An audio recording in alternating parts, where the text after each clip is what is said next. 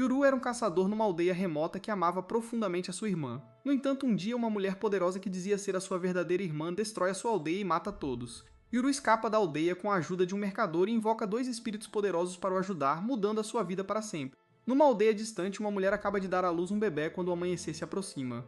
A velha parteira descobre que o parto ainda não acabou porque a mulher tem outro bebê no seu ventre. Na verdade, a velha maluca contava com isso. Ela diz à mulher para aguentar as dores do parto e esperar um pouco mais porque ela não pode dar à luz antes de manhã. A sua assistente diz à velha que isso é impossível, mas ela torna-se embaixadora da Nike e diz "Just do it", porque ela quer que os gêmeos se tornem os que governam o mundo. Em poucos minutos, chega a manhã e nasce o segundo filho. Enquanto a casa se enche com os choros de 2 recém-nascidos, o pai fica em choque. Ele olha para os seus filhos, um deles com cabelo dourado como o dia, enquanto o outro tem cabelo preto como a noite. Ele sua muito e leva as mãos à cara, percebendo que a antiga profecia se cumpriu e que nasceram os filhos que separam o dia e a noite. 16 anos depois, o rapaz Yuru tornou-se um bom caçador e um excelente arqueiro. Ele sai sozinho na floresta e caça um pássaro desprevenido à distância antes de olhar para o céu e ver os rastros de fumo deixados pelos aviões, que são chamados de fartos de dragão na sua língua por alguma razão. Yuru logo volta para a aldeia e o seu amigo Danji está no portão à sua espera. Ele faz um escândalo assim que vê Yuru e pergunta como ele se atreve a sair para caçar sozinho novamente. Danji diz que Yuru deveria tê-lo levado caso acontecesse algum acidente na floresta,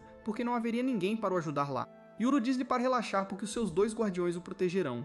Danji vê de repente o pássaro pendurado na cela e esquece tudo o que estava a falar antes, porque está mais interessado na carne. Ao entrarem na aldeia, todos cumprimentam Yuru, desde os agricultores ocupados às crianças ociosas. Ele cumprimenta-os de volta e depois vai à casa da avó maluca Yamaha, que o ajudou a nascer. A mãe de Danji também está lá a cortar lenha, e ele tenta esconder-se atrás do cavalo para evitar. Mas ela começa a gritar com ele para ser mais como seu melhor amigo, que é exatamente o que a minha mãe faz. Entretanto, Yuru vai ter com Yamaha e pergunta se a sua irmã Asa está bem. Ela afirma, dizendo-lhe que Asa está a cumprir o seu dever perfeitamente. Yuru entra num edifício degradado e mal iluminado para encontrar a sua irmã Asa, que tem estado presa dentro de uma jaula. O rosto de Asa ilumina-se assim que vê o seu irmão, e Yuru começa a contar-lhe sobre o fazão que apanhou mais cedo. Asa começa a animá-lo, mas Yuru diz que queria apanhar um veado ou um javali porque não estão a ter chuva este ano. E a este ritmo, não haverá comida suficiente para alimentar todos. Eles assusta-se ao ouvir isto e pergunta a Yuru se ele irá para o mundo exterior em busca de trabalho se não houver comida suficiente, e ele grita-lhe imediatamente que não vai a lado nenhum. Ele lembra-lhe que trabalhou arduamente para se tornar um caçador habilidoso para que a aldeia se tornasse totalmente dependente dele, e então ninguém concordaria em deixá-lo sair. Ele diz a Asa que vai ficar na aldeia e protegê-la para sempre, e isso anima-a. Nesse momento, a mãe de Danji chega lá e diz a Yuru que o mercador Dera está aqui, e ele vai imediatamente vê-lo. Dera já está a negociar com os aldeões, dizendo-lhes que a economia lá fora está muito má desde que Hormuz fechou. E além disso, a Covid voltou no mundo exterior, então eles precisam de ervas medicinais mais do que qualquer outra coisa. Os aldeões ficam mais do que felizes em negociar com Dara em ervas, e ele tem alguns remédios para os mais velhos também. Yuru logo chega lá, e Dara cumprimenta-o perguntando se ele quer alguma coisa. Yuru responde nervosamente que não precisa de nada, mas Dara tira-lhe uma bola decorada porque sabia que Yuru pediria um presente para a Asa seguir. Assim que Dara sai, Yuru e Danji ajudam os agricultores a secar as suas colheitas, e Danji comenta que quer crescer e ir para fora da aldeia para trabalhar. Ele diz que as pessoas que saem raramente voltam para casa, então o mundo exterior deve ser um bom lugar. Mas Yuru não pensa como ele quer viver toda a sua vida na aldeia e Danji diz que se ele está tão apegado a Assad, ele deveria levá-la com ele. Yuru grita-lhe que Asa tem um dever importante a cumprir na aldeia, por isso ela não pode sair. Danji fica irritado ao ouvir isto porque ouviu a mesma coisa toda sua vida. Ele diz que nunca viu uma, e que ela pode muito bem ser imaginária neste momento. Yuru responde que apenas pessoas muito especiais podem conhecer a sua irmã, e camponeses como Danji não são dignos. Danji está pronto para partir para a agressão com esta ofensa, quando de repente, ambos os rapazes ouvem os sons de aviões aproximarem-se da sua aldeia, os sons ficam cada vez mais próximos, deixando-os perplexos. E então de repente, alguém usa um poder estranho para soprar a cobertura florestal que esconde a sua aldeia do mundo exterior. No momento seguinte, helicópteros aproximam-se da aldeia, e todos ficam chocados porque nunca esperaram nada assim. As crianças ficam entusiasmadas ao ver os helicópteros e aviões, mas os adultos ficam horrorizados porque costumavam pensar que as coisas voadoras eram dragões e não pedaços de metal. De repente, soldados emboscam-os por trás e começam a matá-los sem piedade. E até Dara, que se virou para ver o que estava a acontecer, é atacado por trás. Os aldeões correm para a avó Yamaha para perguntar o que está a acontecer, e ela responde que alguém quebrou a barreira à volta da sua aldeia. Ela tem a certeza de que eles estão atrás de Yuru e diz aos aldeões para o trazerem a ela imediatamente. Entretanto, Yuru já se dirige para ela depois de encontrar os corpos mortos de aldeões espalhados por todo lado. Danji está em pânico como qualquer um ficaria ao ver cadáveres, mas Yuru verifica calmamente seus pescoços em busca de pulso e depois corre em direção à aldeia. Ele avista 2 soldados em cima das escadas, e antes que eles possam apontar suas armas para ele derruba um deles com seu arco e flecha. Ele derruba o segundo também, por pouco a tempo, fazendo com que ele erre o tiro em Danji por pouco. Ambos ficam chocados com a arma estranha que dispara projéteis destrutivos. Mas Yuru diz que não tem tempo para se preocupar com isso. Eles nocauteiam os soldados e depois dirigem-se para o templo porque a mãe de Danji e a irmã de Yuru estão ambas lá. Yuru para Danji no portão da aldeia e começa a remover as pedras na base de uma estátua guardiã para revelar uma passagem secreta para o templo. Danji fica chocado ao vê-la, mas Yuru não está a aceitar perguntas agora porque quer chegar a Asa o mais rápido possível. Ao mesmo tempo, os helicópteros largam uma pirralha loira chamada Gabi no chão e ela usa um poder estranho para morder e rasgar os seus alvos à distância. Os aldeões não têm ideia do que está a acontecer e tentam fugir, mas nada está muito longe para Gabi, que mata todos os adultos no local, mas poupa uma rapariga, dizendo-lhe que ela não morde criança. Assim que ela termina de eliminar todos os adultos na sua área, ela pega no seu telemóvel para dizer às forças terrestres para virem. Mas para sua surpresa, ninguém atende a sua chamada. Acontece que Dara é algo como um agente das forças especiais e ele já eliminou todos os soldados que o emboscaram. Ele limpa o sangue da sua faca e imediatamente tira o telemóvel para ligar ao seu parceiro Hana e dizer-lhe que a barreira à volta da aldeia foi quebrada. No entanto, ele não consegue contactá-la e percebe que as coisas são realmente sérias e que estão a lidar com o inimigo mais perigoso possível. Ao mesmo tempo, no templo, uma mulher com um tapa-olho arrasta o corpo inconsciente da avó e amarra consigo quando se depara com Asai na sua jaula. Ela fica muito irritada ao ver isto, e usa o seu poder para estilhaçar a jaula, bem como a cabeça de Asa num único golpe destrutivo. Apenas um segundo depois, Yuru chega a correr lá, e ele fica devastado ao ver a sua irmã deitada numa poça de sangue. Ele chama o nome dela, e em vez dela, a mulher responde, dizendo a Yuru que a sua verdadeira irmã está aqui para buscar. Ela declara que matará todos, exceto Yuru, e ele entra em pânico, perguntando-se quem é esta mulher louca. Ele está furioso com ela por se dizer ser a sua irmã depois de matar Asa e tenta atirar-lhe. No entanto, a mulher reage rapidamente e liberta o seu poder por derrubar, abrindo um buraco no templo no processo. Ao mesmo tempo, Dara move-se pela aldeia, derrubando soldados com precisão milimétrica, enquanto mantém um olho nos helicópteros que cercam a aldeia. Ele logo chega a Gabi e vê que o seu poder de morder inimigos à distância é na verdade um fantasma assustador que é apenas uma mandíbula enorme com muitos olhos. Ele não fica realmente surpreso ao vê-lo e aponta para ele. Mas Gabi fica impressionada que o homem consiga ver o seu espírito invocado. Ela ataca-o com o espírito da mandíbula, mas Dara desvia-se do seu ataque e dispara de volta. O espírito da mandíbula defende a sua mestra contra as balas, então Dara muda sua estratégia e atira uma granada para Gabi. De volta ao templo, Yuru ainda está consciente, e a mulher pede desculpa porque ela só queria quebrar a sua flecha, mas acabou por o magoar. Enquanto ele tenta levantar-se, a bola que ele comprou para Asaf cai das suas roupas e salta na direção dela, aterrando na poça de sangue.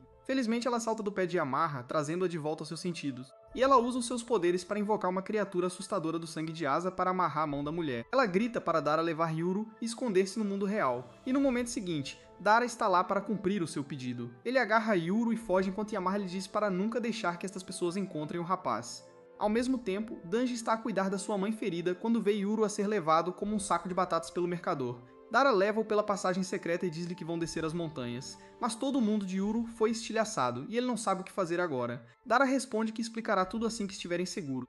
Mas assim que ele tenta arrastá-lo, os soldados que montam os helicópteros disparam contra eles. Dara percebe que não podem escapar assim, mas ele teme mais a mulher que diz ser Asa do que os helicópteros. De repente, Yuru começa a murmurar que a mulher matou Asa e todos os outros e que até feriu Yamaha. Ele pergunta por que ela fez tudo isso quando eles nunca lhe fizeram nada de mal. Mas Dara diz-lhe que há coisas mais importantes agora. Ele tira o seu pingente e diz a Yuru para o colocar no buraco entre as duas estátuas guardiãs. Yuru grita que não faz sentido nenhum, mas Dara diz-lhe para o fazer agora mesmo. Yuru não tem escolha senão obedecê-lo, mas quando ele chega ao buraco, ele encontra lixo depositado lá dentro. Dara diz-lhe para o limpar, plenamente ciente de que os franco-atiradores têm uma mira clara em Yuru. Mas ele também sabe que eles precisam de o capturar vivo. Yuru começa a esfregar o lixo para o limpar e depois coloca o pingente lá dentro. Assim que ele faz isso, Dara avança e bate com a cabeça dele no chão. Yuru grita com ele, perguntando para que raio serviu aquilo, mas algumas gotas do seu sangue caem no pingente de Jade e ele começa a brilhar. O franco-atirador aponta para Dara para o tirar de cena quando de repente as duas estátuas guardiãs começam a brilhar intensamente, cegando todo. No momento seguinte, os helicópteros perdem o equilíbrio ao serem atacados por dois poderosos espíritos selvagens. Yuru observa com admiração e medo enquanto os espíritos derrubam os helicópteros atirando-os para cima dele. Mas felizmente Dara salva-o dos escombros que caem. Enquanto a poeira enche o ar, Yuru ouve duas vozes. A voz masculina diz que o seu mestre desta vez é uma criança, mas ele parece que será fácil de se dar bem. A voz feminina responde que não importa a idade do seu mestre, eles são obrigados a obedecer às suas ordens. Assim que a poeira e a fumaça assentam, ele vê duas pessoas gigantes à sua frente. E Dara diz-lhe que neste mundo, entidades sobrenaturais ocorrem. As pessoas chamam-lhes fantasmas, espíritos, monstros e muitas outras coisas, mas o seu verdadeiro nome é demônios, e o par que está à sua frente são seus demônios. Yuru lembra-se do passado, quando seu pai o levou pela primeira vez à passagem secreta por baixo das estátuas guardiãs. Ele disse-lhe que esta passagem foi feita há muito tempo pelo seu governante, quando esta aldeia era uma fortaleza. Ela ligava as duas estátuas guardiãs ao templo e o pai de Yuru disse-lhe para usar este caminho apenas quando fosse realmente necessário. No final do caminho, ele disse-lhe que as suas duas divindades guardiãs, chamadas Esquerda e Direita, estão sempre a vigiá-los, e no presente elas dizem-lhe o mesmo. O Og do cabelo vermelho é a direita, que diz a Yuru que eles sempre estiveram a vigiar, e o Og do cabelo branco esquerda diz-lhe que a partir de hoje ele é o seu mestre. Yuru fica pasmado ao ouvir isto, e ele pergunta se Dara bateu com a cabeça com muita força para o fazer ver coisas. A direita começa a mexer no cabelo de Yuru, dizendo que o Churão é o seu novo mestre, mas a esquerda diz-lhe para ter modos porque, embora Yuru possa ser uma criança que cresceu à frente deles, ele é o seu mestre. Dara também os cumprimenta, e os dois demônios reconhecem-no como um servo demônio. Wright diz que viram os pássaros de metal a incomodá-los, por isso derrubaram-no. Dara agradece e diz que precisam descer a montanha imediatamente porque gente perigosa está atrás deles, mas Wright responde que não é o mestre deles, então não pode mandar. Left diz que só obedecerão às ordens de Yuru e Dara explica que o mestre deles é um idiota que nem sabe o que está acontecendo. Nesse momento, Gabi chega e começa a falar sobre como os dois demônios parecem fortes. Dara fica chocado ao vê-la viva, mesmo tendo jogado uma granada nela, mas ela diz para ele não subestimar o poder de seus demônios. Ela dá uma olhada em Yuru e percebe que ele deve ser quem eles procuram. Ela diz que se ele é irmão, deveria vir com ela, e Yu-Ho fica furioso ao lembrar o que a autoproclamada Asa fez com a irmã e os aldeões. Ele pergunta furiosamente a Gabi se ela matou os aldeões e ela afirma com orgulho. Bem, Wright e Left sentem a raiva dele e querem entrar em ação depois de ficarem presos em pedras por séculos. Eles dizem a Yuru que vão bater em quem ele mandar, mas Yuru responde que eles são os deuses guardiões da aldeia, então ele não pode dar ordens a eles. Os dois demônios ficam surpresos ao ouvir isso, mas então Yuru diz que só pode fazer pedidos a ele. O primeiro pedido é encontrar os sobreviventes na aldeia e levá-los para um lugar seguro, enquanto seu segundo pedido é não tocar em Gabi de forma alguma porque ela é seu alvo. Ele tira uma flecha de sua aljava e a carrega, e Gabi começa a surtar mais do que quando uma granada foi jogada nela. Yuru diz aos seus demônios que, além disso, eles podem fazer o que quiserem. Ao mesmo tempo, Yamaha ainda está tentando segurar a proclamada Issa, mas ela joga contra a parede e amaldiçoa, jurando que nunca esquecerão a velha pelo que ela fez. Ela foge com isso e no caminho encontra Danji e sua mãe, mas ela já atingiu seu objetivo, então não se incomoda em matá-los. Enquanto isso, Wright fica animado ao ouvir que Yuru lhes deu carta branca, e ele corre direto para a aldeia. Gabi tenta mordê-lo com seus demônios de mandíbula, mas Wright é mais rápido, e ele passa pelas mandíbulas instantaneamente, antes de avisar a garota que seu parceiro é o mais feroz deles.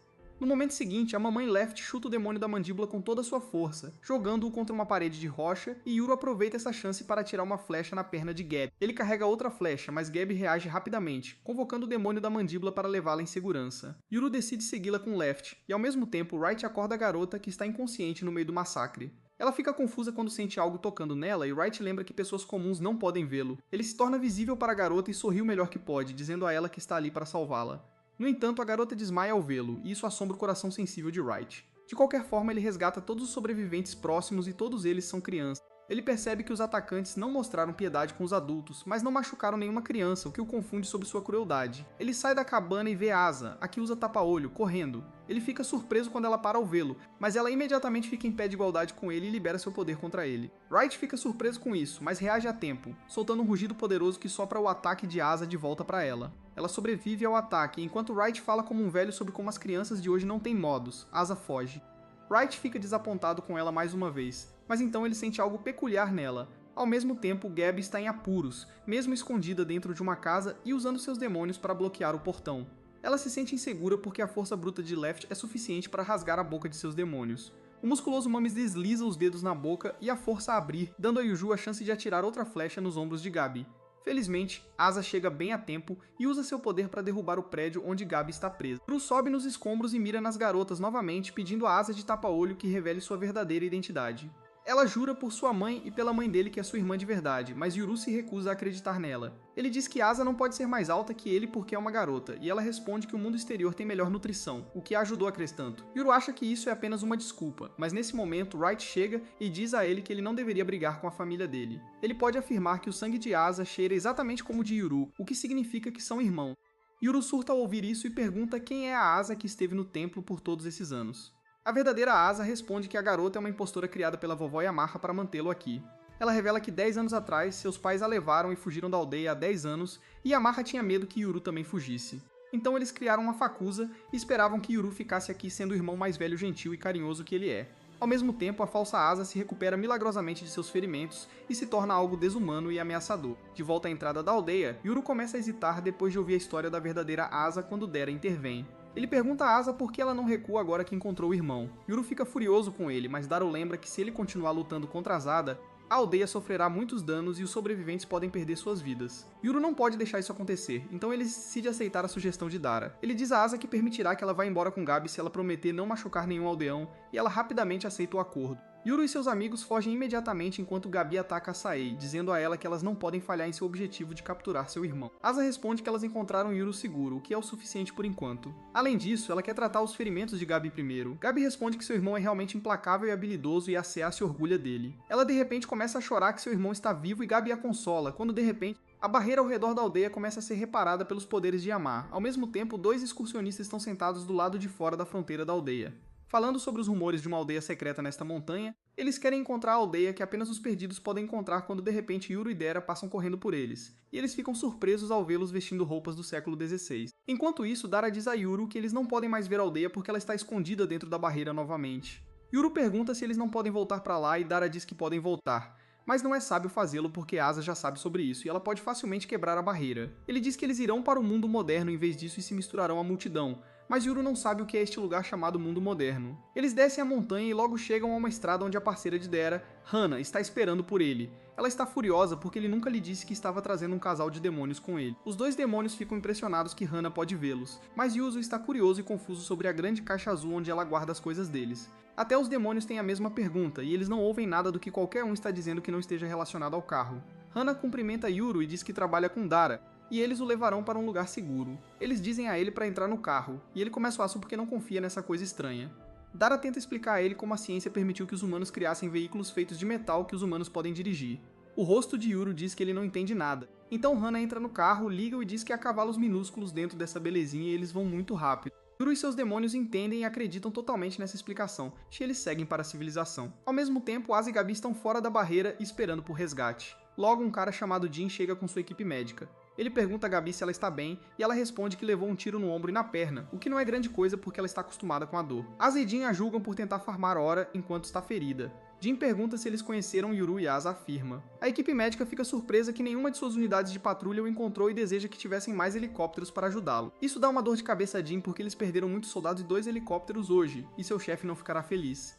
Gabi diz que Yuru escapou com um cara de meia-idade chamado Dara, e ouvir esse nome enfurece Jin porque eles são de famílias rivais. Ele amaldiçoa sua sorte por ter escolhido um dia em que um membro da família Tatara estava na aldeia e deseja que ele estivesse aqui para lidar com ele pessoalmente. Ao mesmo tempo, Dara explica tudo para Hana, que acha que eles estão lidando com pessoas muito poderosas se trouxeram um exército com eles. Dara acredita que eles são da família Kaishmori porque são os únicos capazes disso, e eles certamente sabem seu nome e rosto agora. Ele decide mudar sua aparência e identidade e se mudar para um novo lugar. Nesse momento, os 2 guardiões sentem algo e batem na janela do carro para avisar Dara que demônios os estão seguindo. Dara e Hana entram em pânico, pensando que o inimigo já os encontrou, mas os guardiões dizem para eles relaxarem porque os demônios se aproximam deles são amigos. Logo, uma mulher vestida de branco e montada em um cavalo branco etéreo os alcança.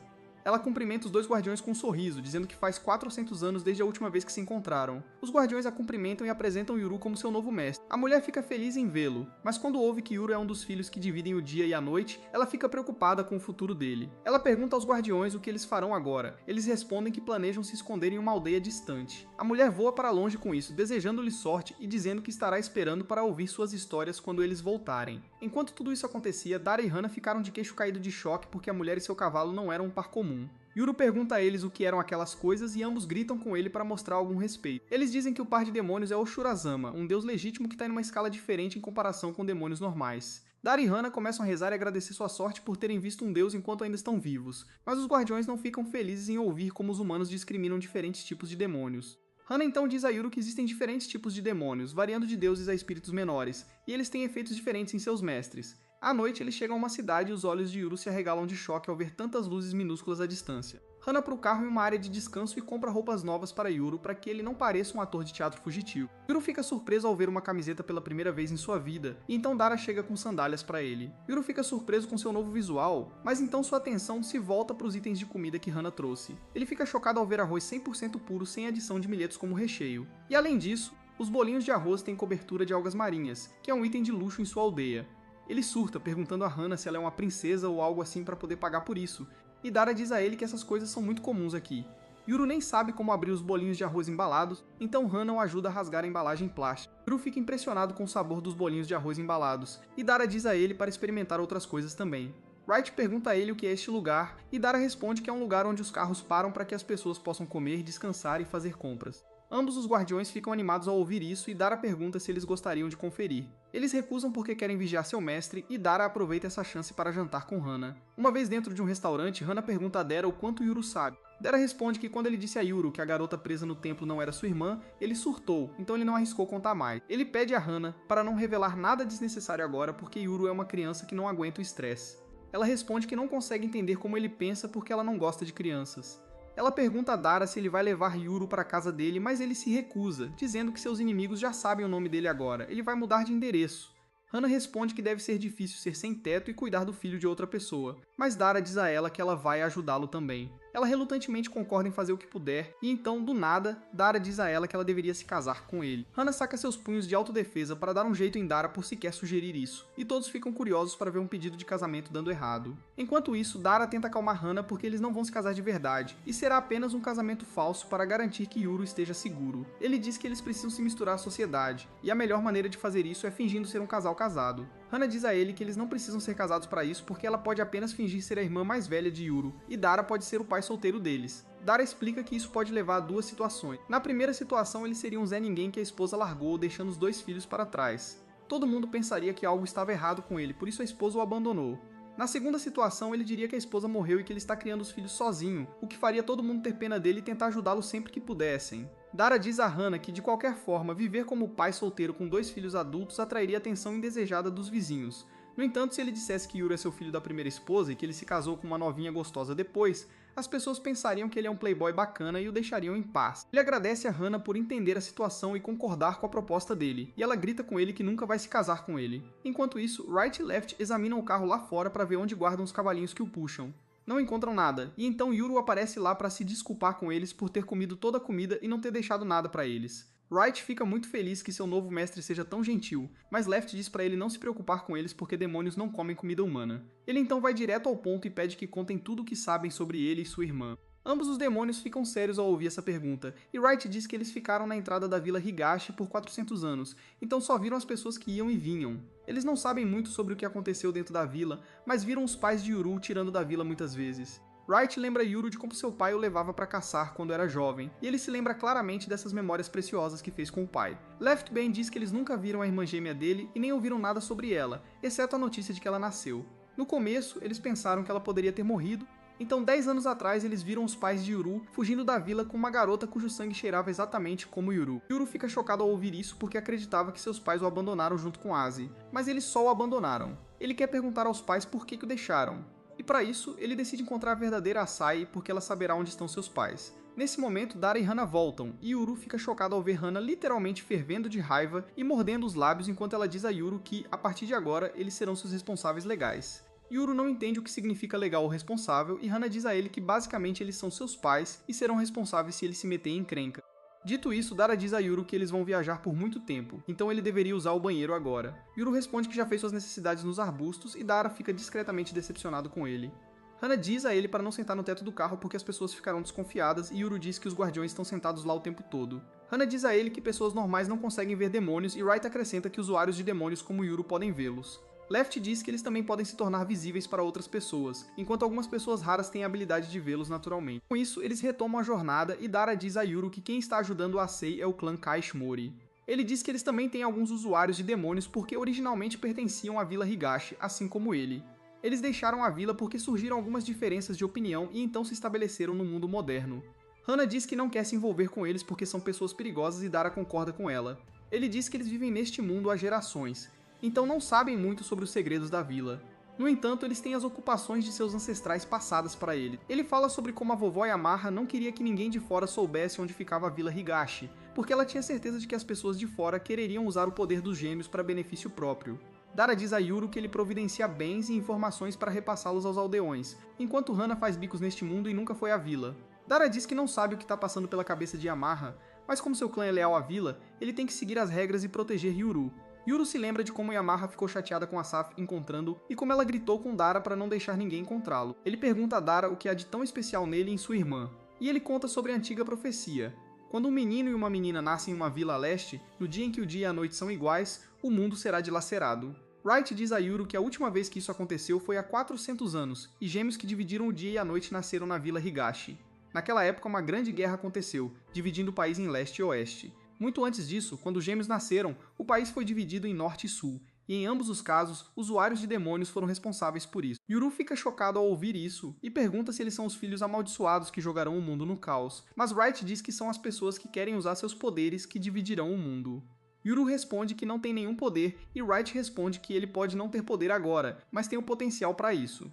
Dara diz que Asa já adquiriu seu poder, e Wright fica animado ao dizer que o poder dela se chama Break e pode quebrar qualquer coisa à força. Não importa que tipo de alvo seja, seu poder gêmeo se chama Seal, e como o nome sugere, pode fechar qualquer coisa com força. Hannah fica curiosa e pergunta o que acontece se os dois poderes colidirem, e Dara se vira para os guardiões em busca de uma resposta. Ele pergunta se alguém obteve ambos os poderes ao mesmo tempo, e Left responde que ela não sabe de nada assim ter acontecido. Nisso, Yuru se lembra de que havia uma barreira ao redor da vila, e ele pergunta a Dara como ele conseguiu entrar e sair tão facilmente. Dara responde que há uma rota muito específica que se deve seguir para chegar à vila. Inclui dar a volta em uma pilha de pedras algumas vezes e depois cruzar encruzilhadas específicas em ângulos específicos e assim por diante.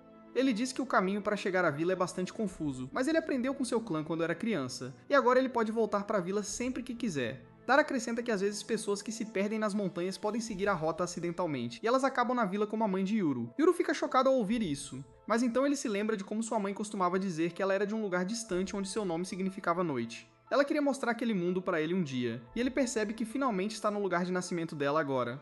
Alguns dias depois, Yuru dominou a arte de ir ao banheiro. Ele sabe como dar descarga e lavar as mãos, mas ainda tem medo do secador de mãos porque é muito barulhento. Mais tarde, ele passeia com seus demônios por um parque, e eles ficam surpresos ao ver tantas pessoas de uma vez. Eles comentam que o mundo moderno é realmente interessante, e este lugar deve ser a capital do país se tantas pessoas estão aqui.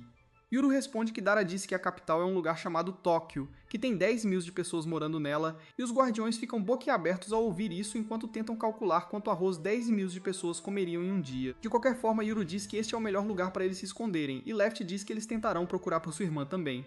Yuru diz que Dara e Hannah são boas pessoas, mas eles estão envolvidos com a vovó Yamaha, que mentiu para ele todos esses anos e tentou prendê-lo na vila criando uma asa falsa. É por isso que ele não pode confiar neles. Mas ele também não pode confiar totalmente na verdadeira Asa. Ele quer capturá-la para que ela o leve aos pais deles, porque só eles terão as respostas sobre por que fugiram da vila com apenas a filha.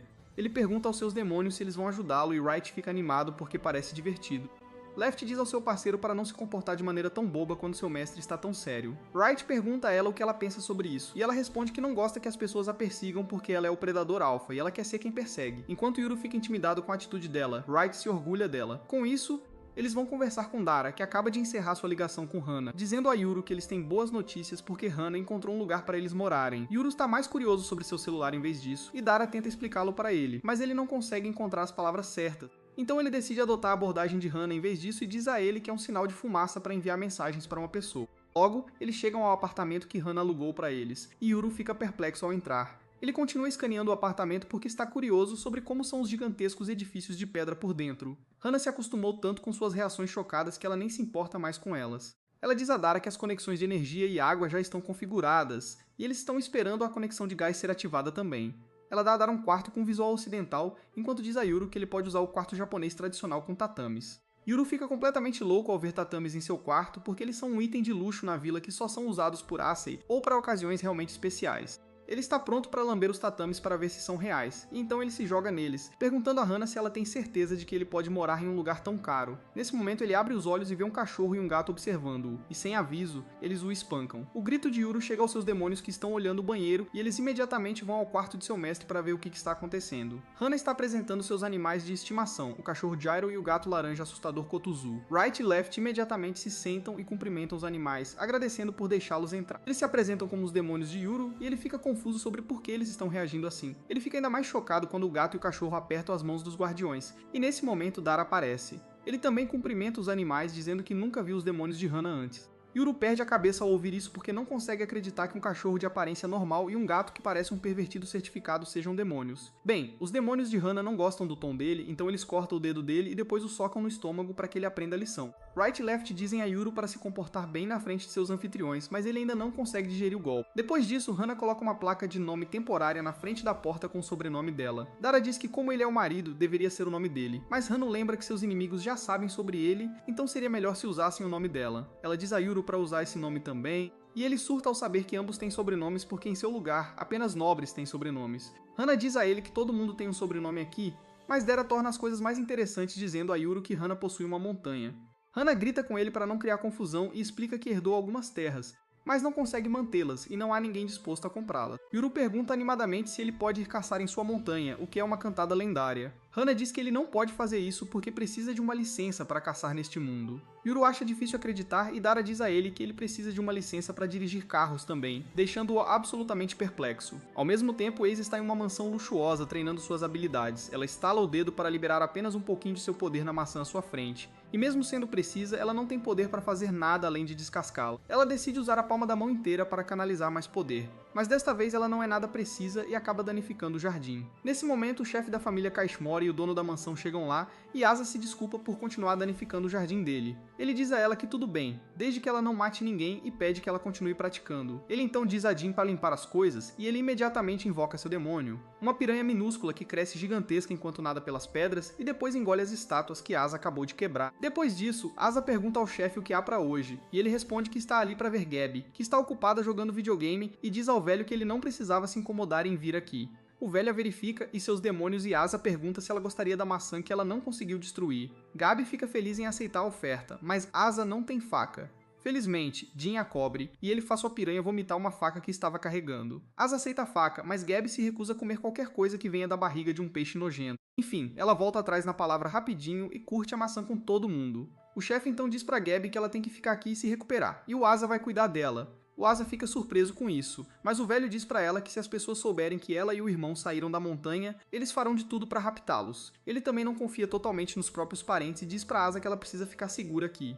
Ele manda o Jin procurar o Yuru em vez disso, e a Asa fica deprimida ao ouvir isso. O Jin de repente diz que nem sabe como é o Yuru, e a Gabi se arrepende de não ter tirado uma foto. O Asa faz um desenho super charmoso e a Gabi o desenha como um fantasma. Enquanto os demônios dela pintam um quadro no estilo japonês clássico, o Jin não confia em nenhum dos dois, então decide investigar a Dara primeiro. Mais tarde, a Asa se aproxima dele para avisar que os demônios do irmão dela têm um olfato muito forte e ele deve tomar cuidado com eles. E ao mesmo tempo, os demônios da Gabi entregam a ele um esboço do esquerdo e do direito, e ele fica surpreso de novo com o talento deles. Mais tarde naquela noite, o Dara raspa a barba porque quer mudar completamente o visual agora, mas a Hana não fica feliz com isso porque achava que a barba era a única coisa no rosto dele que o tornava um pouco bonito. O Dara fica desanimado ao ouvir isso, e ele tá entrando demais no cenário de marido e mulher de mentira. Ele pergunta pra Hana onde está o filho deles, e ela responde casualmente que o Yuru saiu para dar uma volta com os guardiões. Com isso, o Dara começa a verificar a bagagem dele, e descobre que o facão dele sumiu. Ele pergunta pra Hana se ela viu, e ela responde que nem tocou na bagagem fedorenta dele. Bem, o Dara sabe que isso significa que o Yuru está com o facão, e ele se pergunta até onde ele foi porque se a polícia o pegar, as coisas vão ficar complicadas. A Hana está furiosa com o Yuru agora,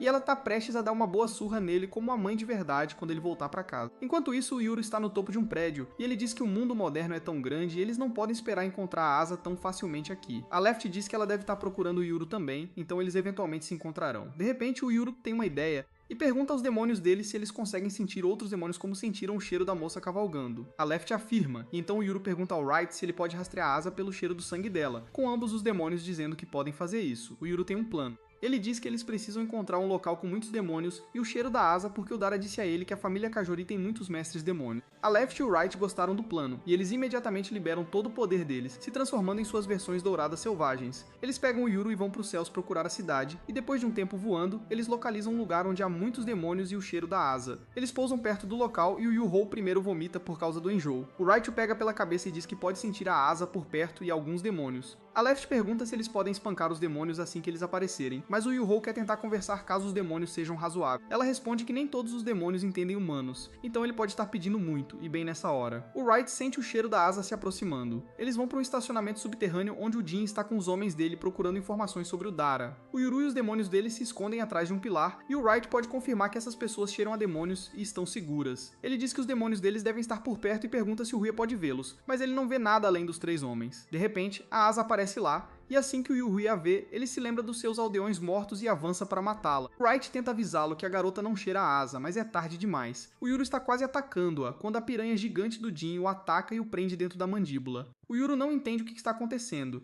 então o Jin explica que ouviu que os demônios dele tinham um nariz afiado, então ele usou o sangue da Asa para atraí-los. E a Asa que ele vê agora é uma ilusão criada pelo demônio dele. Ao mesmo tempo, a Hana está em pânico e dizendo ao Dera que eles precisam encontrar o Yuru logo, e ele acha que ele pode machucar alguém porque ele não conhece as regras. A Hana diz a ele que as coisas vão ser ainda piores se ele se machucar. O Dara fica impressionado que ela se importa tanto com o Yuru, mas a Hana diz a ele que ela não se importa se o garoto vive ou morre. Ela explica que ele não tem documentos e, mais importante, nenhum seguro. Então eles terão que pagar as despesas médicas dele do bolso deles, e isso é o suficiente para fazer o Dara entrar em pânico também. A Hana imediatamente se vira para o cachorro dela, o Gyro, e pede para ele rastrear o Yuru cheirando a jaqueta dele. O Gyro primeiro lança uma indireta silenciosa sobre o quão mal o Yuru fede e depois salta pelos prédios para localizá-lo. Ao mesmo tempo, o Kotsu rastreia a localização ao vivo do Gyro usando o Gypsy e o Dara fica surpreso ao ver que um gato pode usar tecnologia moderna tão bem. A Hana fica chocada ao descobrir que o Yuru já chegou a Tóquio, mas o Dara se pergunta o que ele está fazendo lá. Enquanto isso, o Jin agradece ao Yuru por ter vindo até aqui e poupado o trabalho de procurá-lo. O Jin fica furioso e tenta se libertar cortando os dentes da piranha, mas eles são muito duros para serem cortados pelo facão dele. Os capangas do Jin ordenam que os demônios do Yuru saiam, e os dois se perguntam o que devem fazer. A Left diz que os homens não possuem armas, mas o Wright pode dizer que os outros dois caras também têm um par de demônios servindo a eles. Eles estão confusos sobre o que fazer, mas então decidem sair e enfrentar o que acontecer de frente. Os capangas do Jin ficam satisfeitos ao ver isso e dizem para eles pararem agora mesmo se quiserem que o mestre deles viva. Mas o Wright e a Left continuam andando em diligência a eles. O Wright pergunta a Left quem elas devem capturar primeiro, e ela sugere que lidar com o Jin seria a melhor opção. O Yuru pede desculpas por ter perdido a calma, mas a Left diz para ele ficar onde está porque assim os demônios do Jin não podem fazer nada. O Jin e os homens dele ficam chocados ao ver um demônio dando ordens ao mestre dela, mas o Wright ri e diz que o mestre deles deu a eles carta branca. O Jin decide enfrentá-los de frente e ordena que o outro demônio dele traga algumas armas. A piranha pequena vomita um monte de armas e espadas, e o Yuru diz aos demônios dele para terem cuidado porque ele sabe o que essas armas podem fazer. Os homens começam a atirar nos guardiões, mas as balas não têm efeito sobre eles porque seus corpos são feitos de pedra. Nem mesmo os tiros de espingarda causam dano e os dois se perguntam se isso é algo a se temer. De repente um cara tira uma granada no Wright, mas ele a come como um Chad. No entanto, o único dano que ele sofre é quando a piranha cospe uma estátua de pedra nele. De repente o careca pega um pé de cabra para atacar, mas a Left o bloqueia e o joga contra o pilar. O Jin ataca o Wright com uma espada que quebra ao atingi-lo, e os dois guardiões decidem parar de se segurar. No entanto, o loiro usa os demônios dele naquele momento e invoca uma enorme tartaruga bem em cima da Left para pressioná-la. Enquanto isso, um coelhinho minúsculo puxa o vestido do Wright antes de derrubá-lo e depois sobrecarregá-lo com seus golpes super rápidos e poderosos. O Wright pede a Left para apoiá-lo, mas ela não consegue se mover do lugar porque a tartaruga é muito pesada. O Yuru percebe que seus demônios estão em apuros agora, mas ele rapidamente olha ao redor do estacionamento e tem um plano instantaneamente. Ele joga o facão no olho da tartaruga, fazendo-a vacilar e pular para longe. Isso liberta a Left, que imediatamente salta e esmaga os dentes da piranha com um chute poderoso. O Yuru está livre agora, e ele joga um dente de piranha no careca antes de dizer ao Wright para apagar as luzes. O Wright ruge alto, apagando todas as luzes do estacionamento. E na escuridão, o Yuru escapa. O coelhinho diz ao mestre dele que os demônios do Yuru estão fugindo, mas o Jin diz para ele não se preocupar porque os demônios do terceiro cara já estão esperando na saída. De repente, ele se lembra da Asa falando sobre como o irmão dela tem a mente de um caçador, e ele mal reage a tempo quando o Yuru aparece atrás dele e ataca as pernas dele. Ele não consegue evitar o ataque totalmente, e quando ele ordena que o segundo demônio dele acenda as luzes, os homens dele descobrem que o Yuru fez o Jin ferido de refém, e os demônios dele não foram longe também. O loiro grita com eles perguntando como os demônios podem fugir deixando o mestre em perigo, mas os guardiões dizem a ele que eles têm fé total no mestre deles, e eles nunca estiveram longe o suficiente para deixá-lo em perigo. Enquanto isso, o Yuru pergunta ao Jin se ele estava entre as pessoas que atacaram a vila dele. O Jin afirma assumindo total responsabilidade pelo ataque e o Yuru quer matá-lo imediatamente. No entanto, ele controla a raiva e diz para ele chamar a Asa aqui porque ele quer encontrá-la. O Blonde fica chocado ao ouvir que a exigência do Yuru é falar com a Asa e não a custódia dos gêmeos dele como qualquer um esperaria. O Jin diz a ele que a Vila Higashi não quer os dois gêmeos, e o Yuru responde que ele não está representando a vila dele, mas a si mesmo. O Jin diz a ele para ir para a mansão Kemory porque a Asa está esperando por ele lá. O Yuru sabe que será tão estúpido quanto entrar na toca de um urso e ordena ao Jin que a chame aqui imediatamente.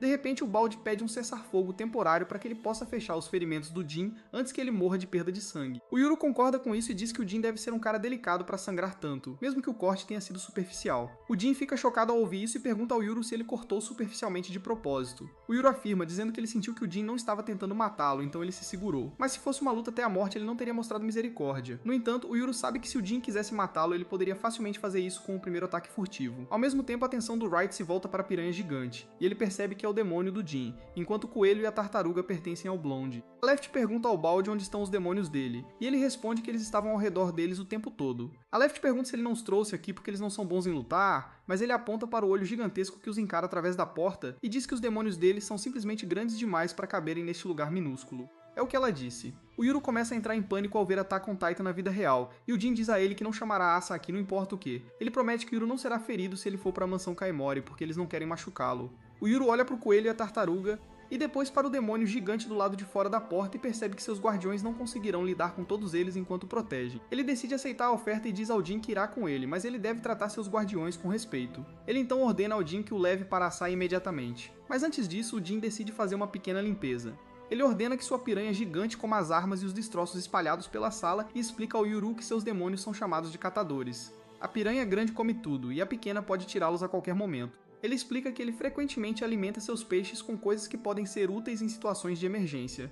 O Yuru não entende muitas palavras chiques que o Jin usa, mas ele entende que seus demônios são muito convenientes. Enquanto isso, a Left se interessa pela tartaruga que aprendeu o tempo todo. Ela pergunta ao Blonde o quão pesada é a tartaruga dele, e ele responde que nunca mediu oficialmente, mas ela pode ficar mais pesada do que o que ela lidou. A Left fica desapontada consigo mesma ao ouvir isso, e ela responde que precisa de mais treinamento. O Blonde está totalmente apaixonado pela Mami musculosa neste momento, e ao mesmo tempo o coelho dele percebe o Wright olhando para ele. O coelho faz uma cara de superioridade para provocá-lo, e isso irrita o Wright. Ele pergunta ao Yuru se ele é bom em caçar, e o Yuru friamente responde que eles precisam armar armadilhas para coelhos porque eles fazem um bom caldo. O Blonde e o coelho dele ficam aterrorizados ao ouvir isso, mas bem nessa hora, a segurança do estacionamento finalmente decide aparecer. O Blonde e o Careca vão falar com ele e dizem que todas as luzes se apagaram de repente. O guarda-segurança fica chocado ao ver todas as luzes quebradas e decide evacuar as pessoas presas lá dentro primeiro, sem perceber que há mais demônios lá do que humanos. Por outro lado, acorda com uma mensagem de Jin, dizendo que ele está trazendo o Yuru, e ela imediatamente surta. Ela dá um tapa na Gabi para acordá-la, e conta a boa notícia antes de ficar imediatamente confusa, e perguntar o que ela deve vestir para cumprimentar o irmão.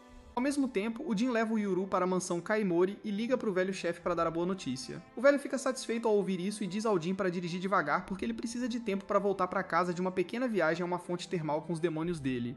No caminho, o Yuru continua olhando para os prédios à distância enquanto eles entram na luxuosa mansão Kaimori. O Wright e a Left estão em alerta o tempo todo, e o Wright pergunta ao Jin por que este lugar está tão vazio porque ele ouviu que a família Kaimori tinha muitos usuários de demônios. O Jin responde que há muitos demônios por perto, mas eles estão em uma área VIP especial que fica logo à frente. Eles passam por um velho portão de madeira, que serve de barreira. Assim que entram, Wright e Left sentem tantos demônios na área que esquecem a matemática básica e não conseguem contar quantos pares existem. Ao mesmo tempo, os demônios de Gabi dizem a ela que Yuru está ali, e ela repassa a mensagem para a Sunny, que está muito animada para vê-lo novamente. Ela pede para Gabi ir com ela, mas ela passa, pois não planeja encontrar Yuru caso ele atire mais flechas em seu corpo. Ace entende a situação dela e se despede enquanto Gabi vai dormir. Ao mesmo tempo, o demônio cão de Hana está em frente à barreira que ele não consegue cruzar.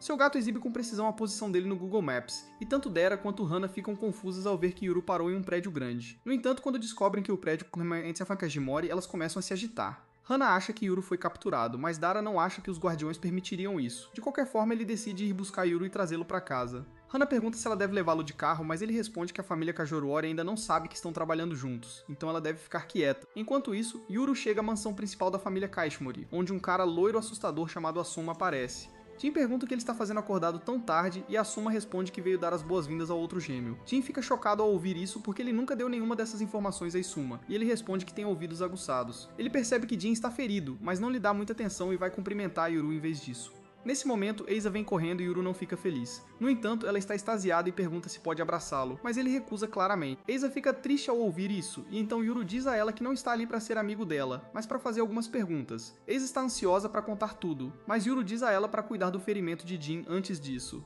Asuma aproveita essa chance e diz que, enquanto Asa está mostrando Jin para a enfermeira, ele pode mostrar Yuru pela mansão. Jin recusa friamente em nome de Yuru, dizendo que ele é o convidado deles e ficará com eles. Asuma não revida e se afasta com o L, enquanto Jin ordena a Balde que fique no portão de guarda. Ele também diz a Yuru para ficar perto dele dentro da mansão, senão ele se perderá. Com isso, eles vão para a enfermaria, onde o médico vilão de cabelo roxo trata os ferimentos de Jin. Após receber seus pontos, ele devolve o frasco de sangue de Asa ao médico. Isso lembra Yuru de algo importante. Ele diz que apenas monstros retiram sangue de pessoas vivas, e Asa diz a ele que foi ideia dela. O médico vilão diz a Yuru que, com a ciência médica moderna, eles podem extrair a quantidade necessária de sangue sem machucar o paciente. Yuru não acredita em nada disso e diz que deve ser magia negra ou algo assim, mas Asa o assegura que é completamente seguro e até indolor se alguém habilidoso o fizer. Com isso, ela fica na frente dele com uma expressão séria no rosto e pergunta se pode abraçá-lo agora. Ele recusa e começa a rosnar para ela, antes de dizer que sua irmãzinha deveria ser menor e mais fofa, mas ela é bem grande. Asa diz a ele que se ele comer a comida aqui embaixo, ele também crescerá forte e saudável. Yo-Ho reclama que a comida aqui é salgada e muito temperada, mas ele gosta do arroz. Ele de repente percebe que está esquecendo a questão principal e pergunta a Asa onde estão seus pais. A atitude dela muda imediatamente ao ouvir essa pergunta. E ela diz rabugenta a Yuru que seus pais não estão aqui. Ele acha isso improvável, mas Asa diz que seus pais estão desaparecidos e ela não tem ideia de onde eles estão. Ela se vira para Jin para recitar a história completa e ele pergunta quanto ele deve contar a Yuru. Asa diz que ele deve contar tudo porque ela não quer mentir para o irmão. Jin não fica feliz ao ouvir isso, mas é decisão de Asa, então ele diz que muita coisa aconteceu depois que os pais de Yuru deixaram a vila. A família Kashmori os acolheu e depois de um tempo eles decidiram visitar a casa da mãe de Yuru. Yuru fica animado ao ouvir isso, pois se lembra de como sua mãe era deste mundo e ela queria levá-lo para casa. Jin diz que sua mãe era de Okinawa e Asa explica que é uma ilha ao sul e eles precisam pegar um avião para chegar lá. Após o ataque à sua vila, Yuru sabe o que são aviões, mas ainda fica chocado ao saber que são veículos. Asa explica que sua mãe só queria mostrar aos pais que ela não estava perdida em alguma montanha, mas encontrou uma família, então ela estava muito ansiosa para ir para casa. Ela deixou a jovem Asa com a família Kajamori e embarcou em um avião, mas quando o avião pousou, nenhum de seus pais foi encontrado.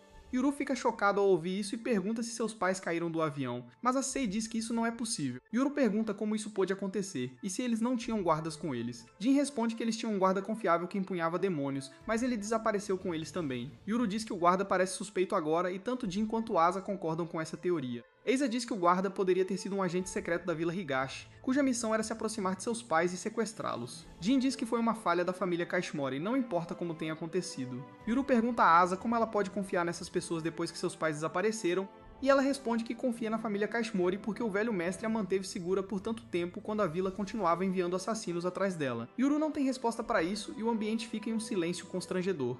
Enquanto isso, alguns inimigos descobriram que Yuru e Ase estão ambos na mansão Kashmori agora, e seus guerreiros mais capazes estão feridos ou fora de estação. Eles acham que é o momento perfeito para pegá-los, porque o poder de Ase é muito reduzido à noite e Yuru ainda não despertou seu poder. Um deles pergunta como eles lidarão com os demônios de Yuru, e o líder dos conspiradores responde que não tem problema se Yuru morrer agora, pois eles só precisam da cabeça de Asa para cumprir seu objetivo. Eles decidem agir, mas felizmente Right e Left sentem a intenção hostil deles a quilômetros de distância. Left imediatamente vai até a janela e fecha as cortinas, bem quando dois demônios yin yang assustadores arrombam a janela. Todos correm o mais rápido que podem com os demônios atrás deles e Yuru amaldiçoa Jin por levá-lo a uma armadilha. Jin diz que estes não são demônios do clã Kajamori e que os inimigos romperam sua barreira. Right e Left acham que podem derrotar os demônios, mas Jin pede para capturarem o mestre deles vivo, se possível. Yo-Ho pergunta o que acontece se eles matarem o mestre e Blonde responde que se os demônios não forem transferidos antes que seu mestre morra, eles se tornam demônios errantes e ficam presos em um local como fantasma. Se eles não encontrarem um mestre, eles desaparecem com o tempo e Yo-Ho acha isso muito triste. Ele decide não matar os demônios ou seus mestres e pergunta a Jin se ele tem arco e flecha. Jin imediatamente pede ao seu peixinho para vomitar qualquer coisa relacionada a arco e flecha, e há muitas coisas na ninhada que Yuru não reconhece. No entanto, ele pega o arco com o qual está mais familiarizado e aponta uma flecha para os demônios que se aproximam, antes de disparar um tiro poderoso em sua direção. No entanto, ele nem consegue mirar corretamente com a flecha que voa em direção ao telhado e Yuru culpa o arco, dizendo que ele precisa de ajuste. Os demônios Yin Yang ainda estão carregando contra eles, então eles correm para um local mais seguro onde liga para Gabi, pedindo para ela dar suporte a eles. Infelizmente, Gabi está escondida dentro de seu demônio de mandíbula, pois um assustador está preso nas mandíbulas, enquanto o outro está desesperadamente tentando libertar seu parceiro. Ela pergunta a Jin o que diabos está acontecendo, e ele responde que eles estão lutando contra demônios que nunca viram antes. Gabi o chama de nerd estúpido e diz para ele fazer seu trabalho de proteger Azaben. Jin responde que ele está ferido agora, então ele não pode lutar totalmente. Mas Yuru e seus demônios estão cuidando das coisas para ele. Gabi fica um pouco irritada ao ouvir o nome de Yuru, mas acredita que ele será capaz de lidar com as coisas do seu lado. Ela pergunta a Jin se ela pode fazer o que quiser do seu lado, e ele lhe dá total liberdade. Assim que ela ouve isso, Gabi diz ao seu demônio de mandíbula para morder o atacante preso, e ele obedece instantaneamente, arrancando a cabeça do demônio de forma limpa. Bozack Horseman está muito aterrorizado para se mover agora e Gabi diz ameaçadoramente que o deixará se juntar ao seu parceiro na vida após a morte. O demônio cavalo tenta fugir, mas o demônio de mandíbula de Gabi é rápido o suficiente para alcançá-lo e mordê-lo. Com isso, Gabi esfaqueia para fora de seu quarto e encontra um monte de demônios espreitando, olhando para ela ameaçadoramente. No entanto, ela sabe que o perigo. Ela é o perigo e diz ao seu demônio que há muitos lanches da meia-noite para ele esta noite. Por outro lado, Yuru e outros ainda estão fugindo dos demônios Yin Yang quando Asa diz que pode detê-los. Yuru pergunta se ela realmente pode fazer isso, e Asa pergunta se ela pode abraçá-lo assim que ela desligar esses demônios. Yuru recusa, então ela fica um pouco irritada e pede desculpas a Jin se seus ataques danificarem a mansão. Eles entram em uma sala onde Asa pede a Yuru para distrair o demônio branco por um tempo, para que ela possa usar seus poderes. Ele carrega uma flecha para fazer o que foi pedido, mas assim que os dois demônios entram na sala, eles se fundem para liberar seu verdadeiro poder antes que alguém possa contra-atacá-los. Yuru e Asa se encontram presos em dimensões alternativas, enquanto Jin e outros entram em pânico ao ver que os gêmeos desapareceram. O demônio Yin Yang tenta fugir após cumprir seu objetivo, mas Blonde imediatamente invoca sua tartaruga sobre ele, prendendo a lagarta gigante em seu lugar. Ele diz que se este demônio pode fazer as pessoas desaparecerem sem deixar vestígios, ele deve estar relacionado ao desaparecimento dos pais de Asa. Ele comanda sua tartaruga para aumentar ainda mais seu peso, prendendo o demônio Yin Yang firmemente no chão. Jin diz a ele que ele não pode matar o demônio ou seu mestre porque eles precisam obter informações deles e Blonde concorda. Nesse momento, seu coelho diz a ele que há muitos demônios inimigos lá fora e Blonde imediatamente pede a Jin para lidar com eles, enquanto ele se concentra em seu alvo. Até o coelho decide pegar o caminho mais fácil e diz que protegerá seu mestre, e Jin relutantemente se prepara para lutar. Ele sabe que o velho mestre e seus 2 guarda-costas de elite estão fora de estação, e outro empunhador de demônios habilidoso não está em condições de trabalho. Ele percebe que tem que vencer essa luta sem reforços e imediatamente entra em modo sério, enquanto saca uma Glock de sua piranha. Enquanto isso, presa na dimensão escura, Eisaka continua chamando Yuru e os outros, mas ninguém consegue ouvir sua voz. Ela de repente perde a confiança ao perceber que está completamente sozinha, pois isso a lembra da época em que ficava presa no templo na vila. Ela começa a tremer e suar quando de repente ouve a voz de Wright, dizendo que ela não está sozinha. Isso a assusta mais do que qualquer outra coisa. Ela começa a olhar ao redor para ver de onde ele está falando. Wright diz a ela que está muito escuro para ver qualquer coisa, mas assegura que está bem ao lado dela. Ele diz que essa escuridão é quase antinatural, pois não fica tão escura nem mesmo na Vila Higashi. De repente, ele comenta que sente um cheiro ruim, que acaba sendo o medo de Asa. Ele pergunta se ela tem medo do escuro, e ela se lembra de sua infância traumática e responde que tem medo de ficar sozinha no escuro. Nesse momento, Wright alcança e afaga sua cabeça, dizendo que o cheiro de seu medo levou até ela. Ele diz a ela que ela não precisa ter medo porque ele está com ela, e Asa começa a desfrutar dos afagos reconfortantes na cabeça como um gato antes de perceber que Yuru desapareceu e pergunta freneticamente a Wright sobre ele. E ele responde que não consegue sentir o cheiro de Yuru em nenhum lugar neste espaço. Eis a pergunta por que Wright não está protegendo seu mestre, e ele responde que Left está com Yuru, e ela será suficiente para mantê-lo seguro. Ele então diz a Asa que veio aqui porque queria falar com ela, e ela fica surpresa ao ouvir isso. Wright a lembra de como ela o agiu sem aviso na primeira vez que se encontraram, e desde que ele veio para a mansão. Ela nem o cumprimentou.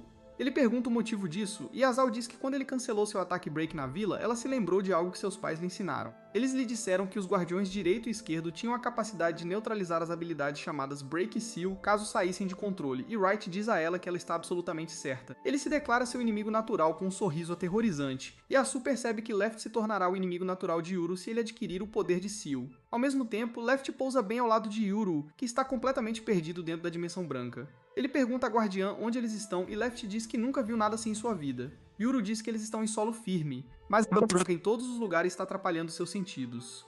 Left explica que quando ela estava voando mais cedo, ela bateu em um telhado, o que significa que este lugar é uma barreira projetada para mantê-los dentro. Yuru entra em pânico um pouco ao ouvir isso, mas então pede a Left para ajudá-lo a ajustar a mira de um novo arco. Ela fica um pouco confusa com a atitude dele e Yuru diz que o pai o ensinou a manter suas ferramentas em bom estado e está pronto para qualquer batalha. Então ele vai ajustar o arco enquanto eles estão presos aqui. Left pergunta se ele não está com medo neste lugar estranho e Yuru responde que nada faz sentido para ele desde que sua vila foi atacada, então ele se acostumou a ficar confuso. De qualquer forma, ele pede a Left para segurar seu facão acima da cabeça como alvo. Enquanto ele tenta ajustar a mira, ele erra por uma grande margem na primeira tentativa, acertando Left na cabeça.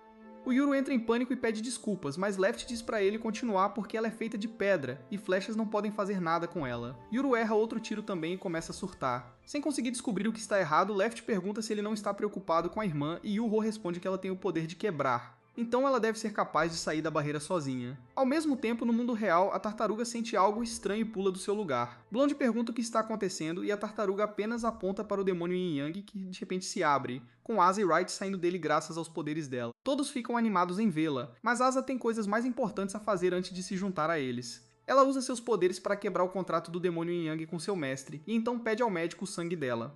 Ela espirra o frasco de sangue no demônio Yin Yang para formar um contrato com ele, e ele instantaneamente a aceita como sua nova mestra. O demônio começa a se aconchegar com Asa, que fica surpresa com o quão amigável ele é. Ela pergunta se ele engoliu o irmão dela, e assim que o demônio afirma, Asa franticamente pede para ele cuspir. No momento seguinte, o demônio cospe Yuru e Left, que não perdem tempo e viram suas armas contra ele. Eisa pede para eles pararem porque o demônio está do lado deles e Yuru diz para ela explicar antes que ele atire. Eisa diz que o demônio agora trabalha para ela e Blonde acrescenta que ele pode dizer a ele sobre seus pais desaparecidos.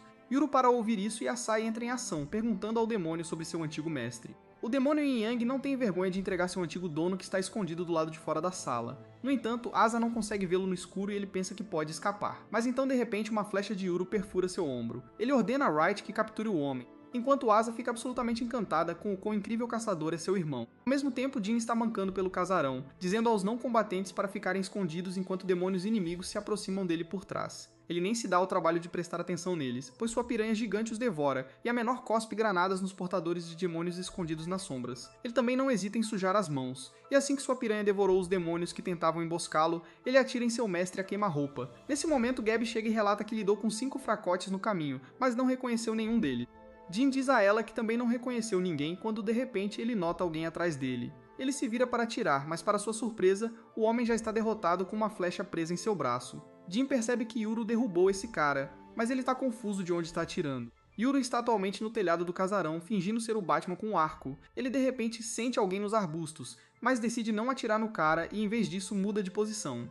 Enquanto isso, o cara samurai escondido atrás dos arbustos descobre que não pode vencer contra Yuru em um combate direto, porque ele será baleado antes mesmo de chegar perto dele. Ele decide desistir porque não quer morrer como os outros tolos nesta equipe montada às pressas. Enquanto isso, outro atacante decide fugir porque já perdeu seus demônios, mas ao tentar cruzar o portão, ele esbarra em algo e cai. Ele entra em pânico ao ver um olho gigante, e nesse momento, Balde chega com um pé de cabra e o espanca violentamente. Logo, todos se reúnem em torno das salas danificadas e Yuru diz a Jin que deve haver maneiras melhores de entreter convidados do que fazê-los lutar contra intrusos. Jin pede desculpas e agradece a Yuru por ajudá-los, e ele responde secamente que não se importa com eles e que fez tudo para encontrar seus pais. Nesse momento, Gabi também chega e imediatamente começa a brigar com Yuru. Eiza de alguma forma consegue acalmá-los porque eles precisam lidar com os atacantes que capturaram vivos. Gabi pergunta a Jin o que eles vão fazer com eles, e ele responde que o mestre tomará a decisão, mas eles podem interrogá-los até que ele retorne. Blonde se adianta para o trabalho e vai até o Punk que anteriormente possuía os demônios Yin Yang. O Punk responde que recebeu uma grande quantia em dinheiro para sequestrar os gêmeos, mas não sabe quem eram seus empregadores. Blonde nem se dá ao trabalho de fazer perguntas e invoca sua tartaruga no colo do Punk, esmagando suas pernas instantaneamente. Ele concorda em falar agora e Blonde pergunta quem o contratou. O Punk jura por sua mãe que não sabe de nada, e que conheceu todos da equipe pela primeira vez em sua vida. Ele acha que um cara barbudo de jaqueta camuflada era o líder, e Balde engasga ao ouvir isso porque ele praticamente demoliu o cérebro daquele cara.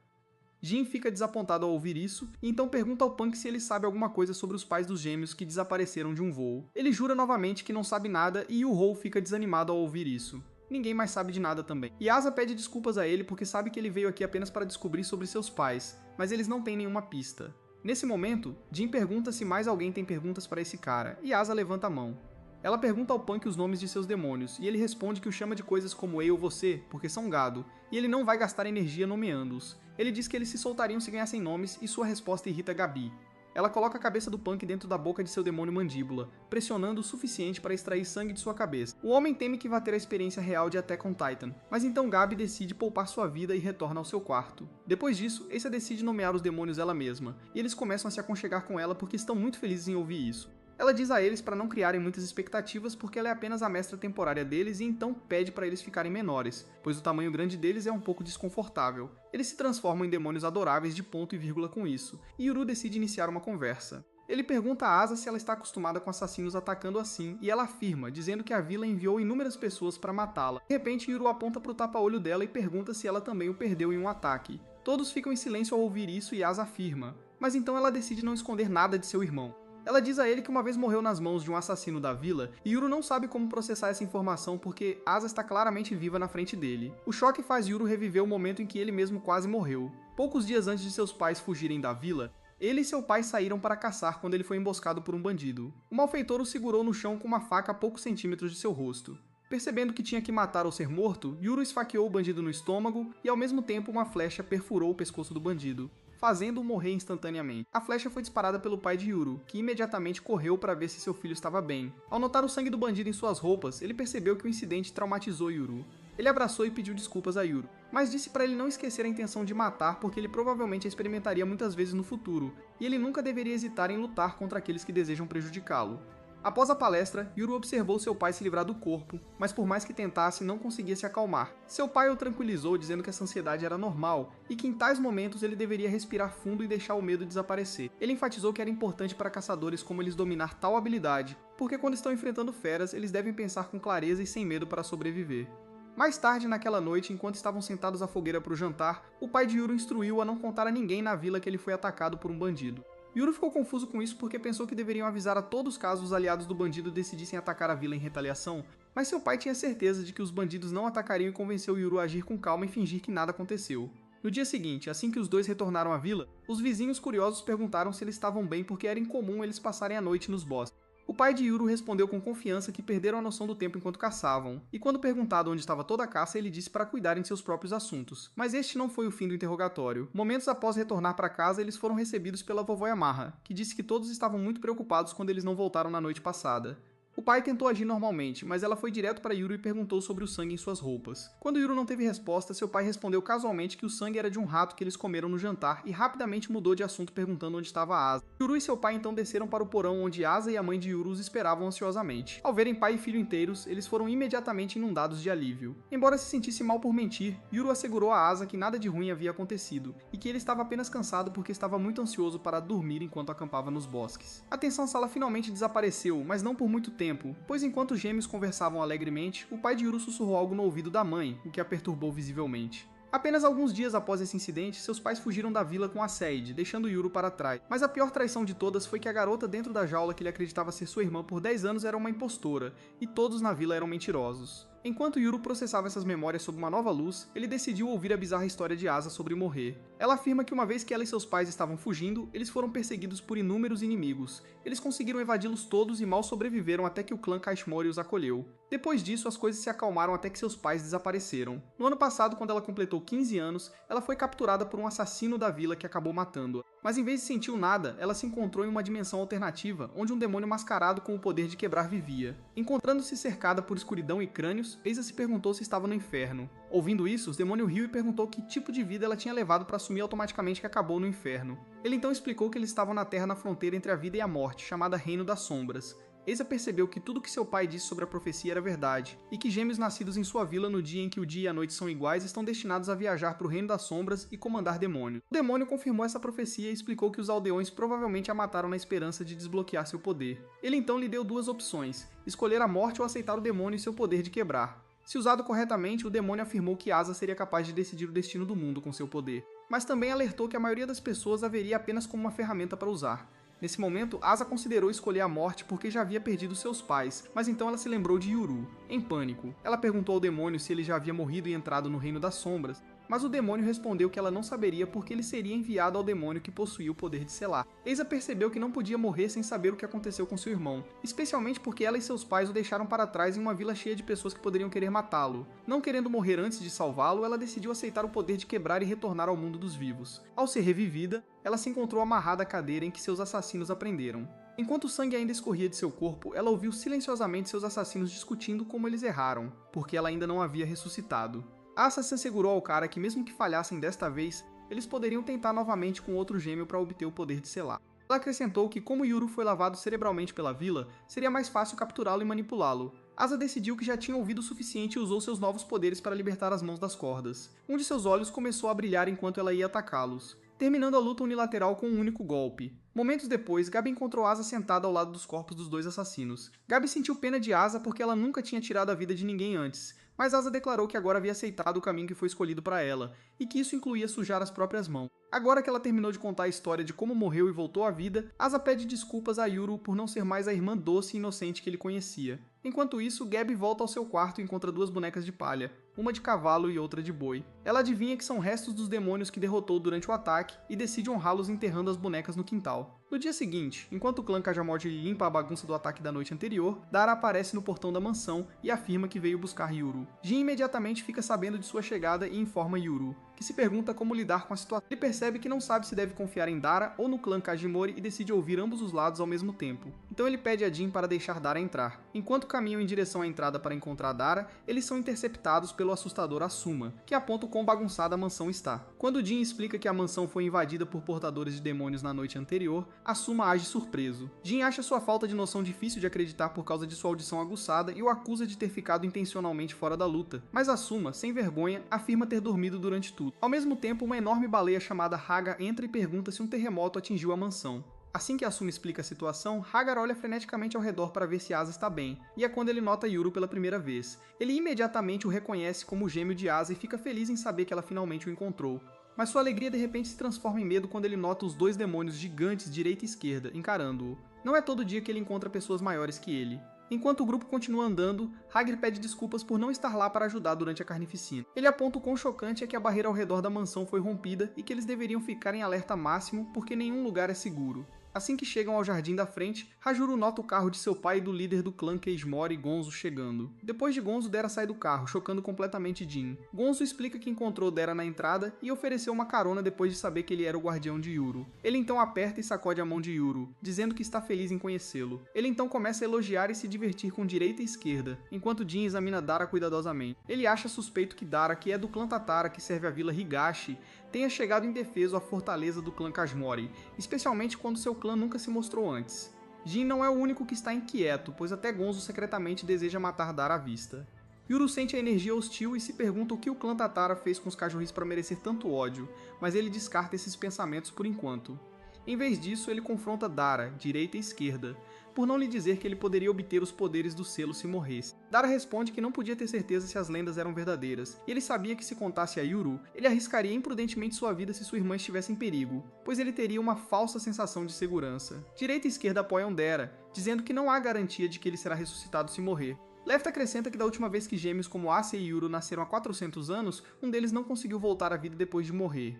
Yuru e Asa ficam chocados em silêncio depois de ouvir isso, mas Gonzo rapidamente muda o clima dizendo que tais conversas não devem ser feitas de estômago vazio e pergunta se todos estão com fome. Como todos estão cansados da batalha da noite anterior, eles salivam com a ideia de comida, então Gonzo ordena que seus mordomos preparem o café da manhã. Enquanto todos voltam para dentro da mansão para comer, Asa fica super feliz em tomar café da manhã com seu irmão depois de 10 anos inteiros. Gonzo leva todos para o salão para tomar café da manhã juntos, mas está completamente destruído após a luta da noite passada. Agar pergunta se ele deve consertar e Gonzo diz para ele ir em frente. Agar entra na sala e invoca seu primeiro demônio, uma chama branca em seu ombro. Direita e esquerda ficam surpresas ao ver o demônio de fogo, mas o que a choca ainda mais é sua habilidade.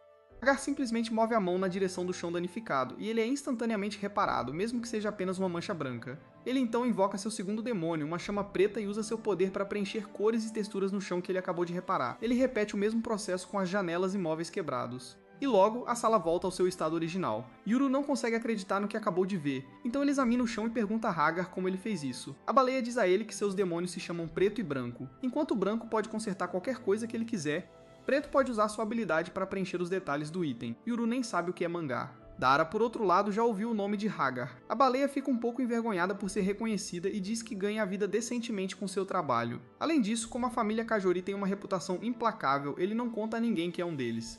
Dara fica surpreso ao ouvir isso, e Hagar decide jogar um fato ainda mais inacreditável sobre ele. Ele revela que ele, Asuma e Jin são irmãos, sendo ele o mais velho e Jin o mais novo deles. Yuru não consegue acreditar que um tio rabugento como Jin seja o irmão mais novo, e Jin fica furioso com sua reação.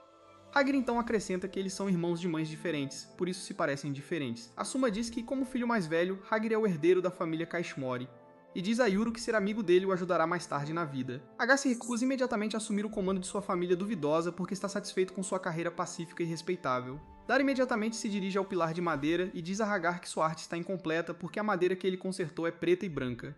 Hagar responde que a cor do entorno naturalmente sangrará na madeira reparada, então parecerá natural. Mas então, de repente, ele nota algo incomum. Ele fica bravo consigo mesmo porque errou os detalhes do pilar, pois deveria ter bordas desgastadas por ser bastante antigo. Ele descobre que também errou o tapete, pois deveria estar mais danificado. Ele decide refazê-lo corretamente, mas Jin diz para ele calar a boca porque eles precisam tomar café da manhã primeiro. Logo, os servos chegam com comida e Gonzo diz a todos para sentarem onde quiserem porque são uma família moderna e os padrões tradicionais de assento não são importantes para eles. Yuru nota dois pequenos lutadores de sumô carregando um monte de almofadas em sua direção. Ele continua olhando para as duas pequenas criaturas em descrença enquanto um servo vem pegar as almofadas e lhe diz para sentar. Os mini-sumos então arrumam almofadas para a direita e esquerda, que dizem a Gonzo que não é necessário porque eles não comem comida humana, mas ele diz que trata todos os seus convidados igualmente. Logo, todos começam a comer e Jin pergunta a Dara como ele descobriu que Yuru estava aqui. Dara responde que é um segredo, então Jin pergunta se a Vila Higashi estava por trás dos portadores de demônios que atacaram a mansão ontem à noite. Dara responde alegremente que não tem ideia disso, e então acrescenta que não tem motivo para atacar os gêmeos. Jin diz que o momento é realmente estranho porque o ataque começou assim que Yuru entrou na mansão. Enquanto isso, Yuru está ocupado comendo e Asa está ocupada fangirling depois dele. Jin pergunta a Dara se é verdade que membros da família Tatara podem passar por barreiras, e ele responde que não pode cruzar as barreiras de outras famílias. Dara então volta sua atenção para Asa, perguntando se o clã Kaismori a tratou bem. Asum friamente diz a ele para não se preocupar com ela porque ela está bem aqui. Ela afirma que assassinos não podem atingi-la na mansão Kijimori, mas eles de alguma forma invadiram ontem à noite. A médica diz que não quer que Asun saia da mansão porque assassinos estão sempre esperando do lado de fora. No entanto, há momentos em que eles não podem dar a ela cuidados médicos suficientes na mansão, então ela tem que ir para hospitais. Asa acrescenta que estava em um hospital quando foi sequestrada por assassinos da Vila Higashi. Dara fica chocado ao ouvir isso e pergunta a Asa se ela estava doente. Ela diz que foi apenas uma úlcera gástrica, e então começa a encará-lo ameaçadoramente, dizendo que a pegou por causa do estresse constante de assassinos querendo sua vida. Dara fica intimidado com sua atitude e pede desculpas, mesmo que não tenha nada a ver com os ataques. Ele então pergunta a Asa sobre seu registro familiar, porque ela não pode ter seguro sem isso. Asa responde que não tem registro familiar. Ela planejava obtê-lo do lado de sua mãe, já que ela era deste mundo. Mas então seus pais desapareceram no meio do voo. Isso é um choque para Dara porque ele nunca soube que os pais dos gêmeos haviam desaparecido. Ele diz que não ouviu falar disso na vila, e afirma que a Vila Higashi pode não ser a responsável por isso.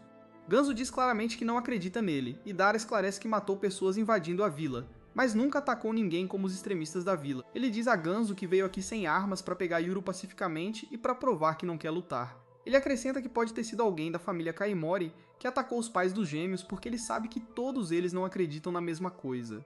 Dara então pergunta a Ganzo o que ele quer fazer com os gêmeos, e o velho responde que o poder dos gêmeos sempre traz caos ao mundo. Ele quer que Yuru e Asa sejam o último par de gêmeos infelizes e destruam a Vila Higashi para que nenhum outro gêmeo seja produzido. Gonzo começa a difamar a Vila Higashi, dizendo que é um lugar ultrapassado que ainda sonha em conquistar o mundo. Mas os tempos mudaram e eles não podem fazer o que quiserem. Ele declara que, como descendente do povo da vila, é responsabilidade deles derrubá-la para sempre. No entanto, Asuma imediatamente se opõe a essa ideia. Ele diz que apenas aqueles que são escolhidos pelos deuses têm poderes especiais, e eles devem usar suas habilidades para governar o mundo pacificamente. Ele quer que a Vila Higashi continue a existir, mas sob a supervisão de uma organização capaz. Yuru ouve tudo atentamente e se volta para seus guardiões, dizendo que quando ele perguntou se os gêmeos eram crianças amaldiçoadas que traziam destruição ao mundo, eles imediatamente negaram. Eles afirmaram que foram pessoas tentando usar seu poder que começaram as guerras. Yuru diz que se sentiu aliviado quando ouviu que ele não estava sendo culpado por nada, e sentiu que merecia viver. Com isso, ele termina o café da manhã e então aponta para Asa, dizendo que ela pede desculpas por tudo, até mesmo por coisas que não são culpa dela. Ele pergunta quem a faz sentir que tudo é culpa dela. Ele quer saber por que alguém deveria ditar suas vidas quando não estão prejudicando ninguém. Yuru diz que, como a família Kadimori não é um monólito, ele quer que os extremistas ouçam o que ele tem a dizer. Ele pede a Dara para passar essa mensagem para todos na Vila Higashi também. Ele declara que não tem intenção de fugir ou se esconder, e quem quiser atacá-lo pode vir com toda a sua força. Ele os derrotará e então obterá todas as informações que puder deles. Dara tenta acalmá-lo, mas então, de repente, Asa se levanta e chama Yuru o maior idiota que o mundo já produziu. Yuru fica intimidado por ela, e Asa diz a ele que ele pode ser tão confiante apenas porque não sabe como é ter assassinos constantemente tentando matá-lo. Ela diz que não quer que ele passe pelo que ela enfrentou, e ele deveria correr e se esconder para se manter seguro. Asa se volta para os guardiões para que eles possam dar um jeito em seu mestre. Mas eles estão literalmente brilhando de alegria ao ouvir que Yuru planeja lutar, e eles terão muita ação. Gabi também concorda com Yuru, dizendo que ele quer tirar metade do fardo de Asa, então é uma coisa boa. Bem, Yuru nunca pensou nisso dessa forma, e ele se sente desconfortável em ser feito um herói quando ele estava apenas tentando ser um Sigma Mile. Nesse exato momento, Ganzo pergunta a Yuru se ele quer se juntar à família Kashimori porque então ele estará seguro e confortável. Yuru recusa instantaneamente, dizendo que Ganzo chamou a vila de um lugar miserável que precisa ser destruído. No entanto, ele nasceu e foi criado lá, e há pessoas de quem ele se importa na vila. Ele agradece a Ganzo por tentar ajudar, mas declara que não pode estar com as pessoas que atacaram sua vila. Ele quer procurar seus pais primeiro antes de fazer qualquer outra coisa, mas até Dara não quer que ele procure problemas agora. De qualquer forma, Dara pergunta a Gonzo e Asa se eles podem ir agora, e Asa de repente se curva diante dele e dos guardiões, pedindo-lhes para manter seu irmão seguro. Com isso, eles saem e Asa para bem em frente ao portão, dizendo a Yuru que ela não cruza a fronteira ou será atacada por pessoas que querem seu poder. Yuru se lembra de como Asa não podia sair da gaiola na vila e pensa que sua prisão se tornou maior, mas ela ainda não está livre. Nesse exato momento, Eiza lhe mostra uma foto de seus pais antes de desaparecerem e Yuru, junto com seus demônios, surta porque eles nunca viram uma fotografia antes. Eiza decide mostrar a ele como uma câmera funciona tirando uma selfie. E enquanto Yuru fica pasmo e impressionado com isso, ela fica feliz por ter conseguido enganá-lo para tirar uma foto. Direita e esquerda também querem uma foto, mas infelizmente câmeras geralmente não capturam demônio. Yuru pede para Asa mostrar a foto dos pais de novo, porque faz 10 anos que não os vê. Asa diz que vai mandar uma versão impressa logo, e Yuru fica super feliz. Ela pergunta o endereço dele, mas ele não lembra. E o plano da Eiza de saber o endereço falha. Ela tenta perguntar pro Dara, mas ele não confia nela o suficiente para dar informações pessoais. Jin diz que seria legal ter um jeito de compartilhar novidades e pede o e-mail dele, mas o Dara também não quer. Jin tem uma ideia melhor e dá um cartão de visita de um bar que a família dele administra. Ele diz pro Dara pegar o nome dele e do bar para se comunicarem. O Dara aceita de boa, porque planeja beber na conta do Jin. Ele agradece a família Kagemori pelo café da manhã e sai da barreira deles. Mas antes de irem, a Aiza tem uma última coisa para dizer pro Yuru. Ela conta que os pais dele ficaram de coração partido em deixá-lo na vila. Eles queriam levá-lo junto, mas a vovó Yamaha atrapalhou e eles mal conseguiram sair. Yuru se emociona ao ouvir isso e diz que só essa informação já valeu a pena vir.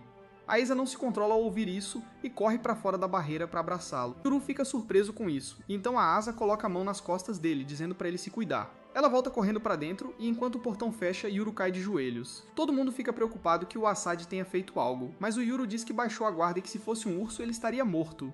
Ele começa a chorar, dizendo que essa garota é definitivamente uma Sei porque ela costumava colocar a mão nas costas dele assim no passado. Enquanto isso, a Aiza diz pro Jin não colocar um espião atrás do irmão dela porque confiança é importante. E ele concorda, mas aparentemente o Asuma não, e ele manda uma borboleta seguir o Yuru. Alguns minutos depois, Yuru e o grupo dele saem da mansão Kagemori e o Dara começa a pensar em como vai beber na conta do Jin no bar que ele falou.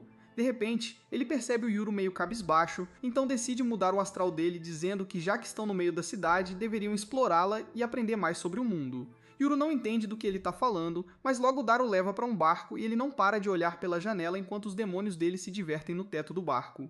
Em seguida, o Dara o leva para andar de metrô e o Yuru surta de novo. Mas quando eles vão para um hipódromo, ele se sente completamente deslocado porque todo mundo está gritando feito louco. Assim que a corrida acaba, o Yuru começa a falar que os cavalos daqui são maiores e mais rápidos que os da vila. Ele já gostou do cavalo que ganhou a corrida e pergunta pro Dara quanto custaria. O Dara nem consegue calcular o preço de um cavalo de corrida e diz pro Yuru esquecer isso, oferecendo comprar outras coisas essenciais que ele precisa para viver ali. Yuru imediatamente diz que precisa desesperadamente de flechas porque não tem o suficiente para todos os inimigos que estão atrás dele. O Dara começa a pensar onde pode achar flechas, mas aí o Yuru diz que pode fazê-las ele mesmo se tiver o material certo. E isso resolve o dilema dele. Ele leva o Yuru imediatamente para Home Depot, onde o garoto e os dois demônios dele ficam boquiabertos ao verem tantas coisas à venda de uma vez. O Dara pede para ele se acalmar e dizer as coisas que precisa, e o Yuru diz que precisa de bambu, linha e uma faca. Ele planeja usar as penas que vendeu pro Dara outro dia como as flechas. No entanto, a principal preocupação dele é se a Home Depot vende veado, porque ele quer ferver a pele e os órgãos do veado para fazer uma cola natural. O Dara fica enojado só com a ideia e diz pro Yuru usar cola de madeira como um cara civilizado. Assim que eles pegam tudo, vão pro caixa onde a recepcionista se revela um caso especial que enxerga para a direita e para a esquerda.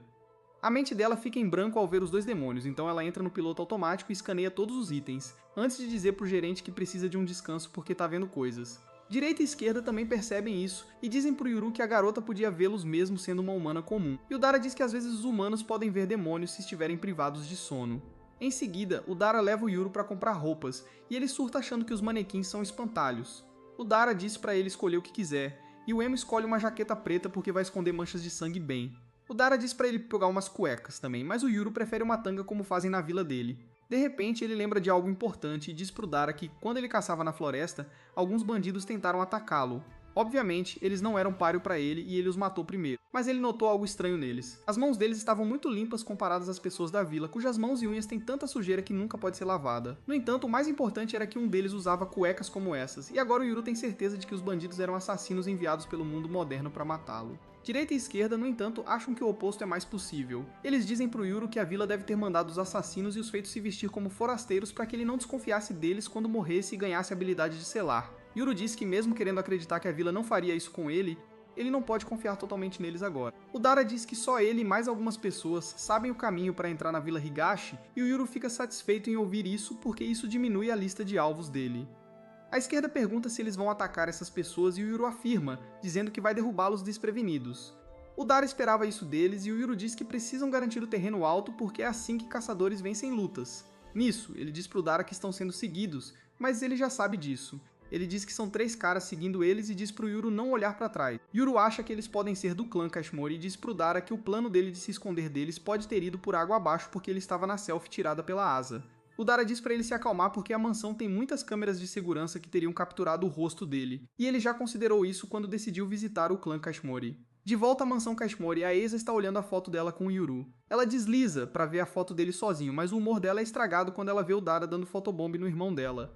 Ela imediatamente diz pra Gemini remover ele da foto, mesmo que o Papa Leão não quisesse isso. Nesse momento, o Jin aparece e pede pra ela mandar a foto do Dara, porque ele é uma pessoa potencialmente perigosa, e eles precisam ficar de olho nele. Aissa diz casualmente que o Dara não tá em nenhuma foto que ela tirou, e o surpreso Jin diz pra Blonde verificar as câmeras de segurança pra ele. Mais fundo na mansão, o Gonzo está conversando com os atacantes capturados. O delinquente bronzeado diz que o cara da jaqueta camuflada era o líder deles, e ele os contatou ontem à noite, dizendo que tinha um trabalho para eles. A garota mostra os registros de chamadas dela pro Ganso, dizendo que recebeu a ligação por volta da meia-noite e o delinquente também recebeu ligação mais ou menos na mesma hora. A Blonde comenta que eles terminaram a luta com o Yuru na mesma hora e depois foram para a mansão. O Jin pergunta quando eles entraram na mansão e eles respondem que entraram logo antes das 2 da manhã. Essa é uma notícia surpreendente para todos porque a segurança é mais apertada durante a noite e só membros do clã e seus convidados podem cruzar o portão à noite. O Gonzo pergunta para os 2 prisioneiros se havia alguém da família no portão para deixá-los entrar e o delinquente diz que ninguém estava lá. No entanto, a garota lembra que eles entraram pelo portão oeste, que estava escancarado. Esse é o maior choque para o Gonzo e outros porque não existe portão oeste na mansão. O delinquente tem certeza que eles entraram pelo portão oeste, mas o Jin diz para ele que todo lado oeste é um muro.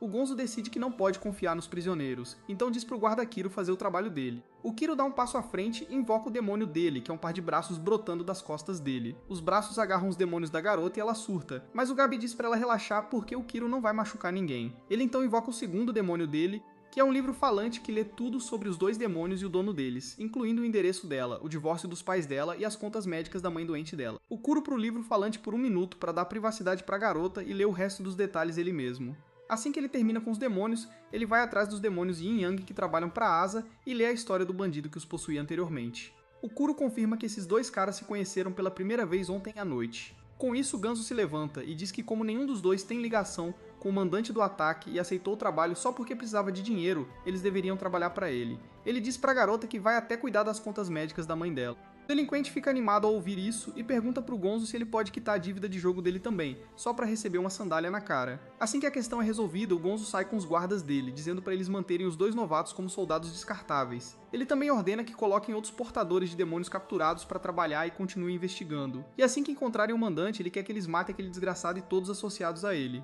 Enquanto isso, a Asa e outros começam a trabalhar na limpeza da bagunça e reparo da casa. E o delinquente pergunta pra Asa se ele pode ter os demônios dele de volta. Ela diz pra ele se desculpar com eles e inventar nomes pra eles, e ele concorda imediatamente. No entanto, os demônios Yin e Yang não estão prontos pra perdoá-lo ainda, e o Gabi sugere pra Asa ficar com eles permanentemente porque eles têm habilidades legais. Por outro lado, Yuru e Dara saem do supermercado com os espiões ainda seguindo eles. Yuru se arrepende de ter deixado o facão do Dara na casa Kaimari, mas ele fica feliz que isso aconteceu porque ele não queria que o Yuru empunhasse um facão no meio da cidade. O Dara diz que se ele precisar de armas, ele pode pegar algumas da casa dele, e o Yuru pergunta se ele tem certeza disso porque eles estão sendo seguidos. O Dara não se importa nem um pouco e leva o Yuru pro lugar dele por ruas confusas. A casa dele está cheia de armas, de machados a lançadores de foguetes, e o Dara diz pro Yuru pegar o que quiser. Ele simplesmente pega um machado quando direita e esquerda avisam os 2 que há demônios por perto. O Dara se prepara para a ação e detém os 3 espiões que o encontraram na casa.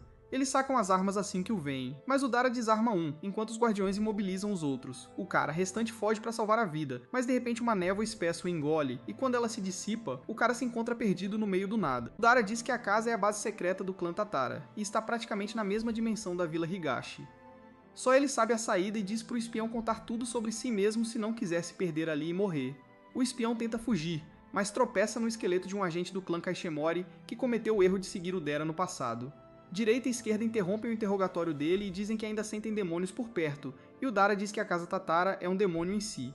No entanto, os guardiões não estão falando sobre isso, e Yuru e Dara ficam alertas ao ouvirem isso. De repente, um chicote longo atinge um dos espiões e arranca a cabeça dele do corpo. Todos olham chocados enquanto um demônio assustador com braços super longos sai do poço próximo, sorrindo ameaçadoramente. Enquanto Yuru preparam para lutar contra ele, o parceiro do demônio cuida de outro espião enquanto faz a pose mais insana da história com as pernas super longas. Os 2 demônios assustadores se juntam e começam a provocar os guardiões, que ficam muito irritados ao vê-los. A esquerda solta o espião sobrevivente perto do Yuru, dizendo para ele se afastar desse local porque os demônios na frente dele são monstros de verdade, e ele ainda não consegue lidar com ele. No entanto, ela está ansiosa por uma luta e o Wright também, que parece conhecer os demônios muito bem. O Dara força a vovó espiã desacordada a acordar, que imediatamente começa a gritar de horror ao ver os demônios. Vendo a reação dela, o Dara determina que aqueles demônios não são dela e começa a se preocupar com uma terceira parte desconhecida conseguiu entrar na casa perdida dos Tatara e o que eles poderiam querer. Ele então se vira para a direita e para a esquerda, que parecem conhecer os demônios em busca de respostas.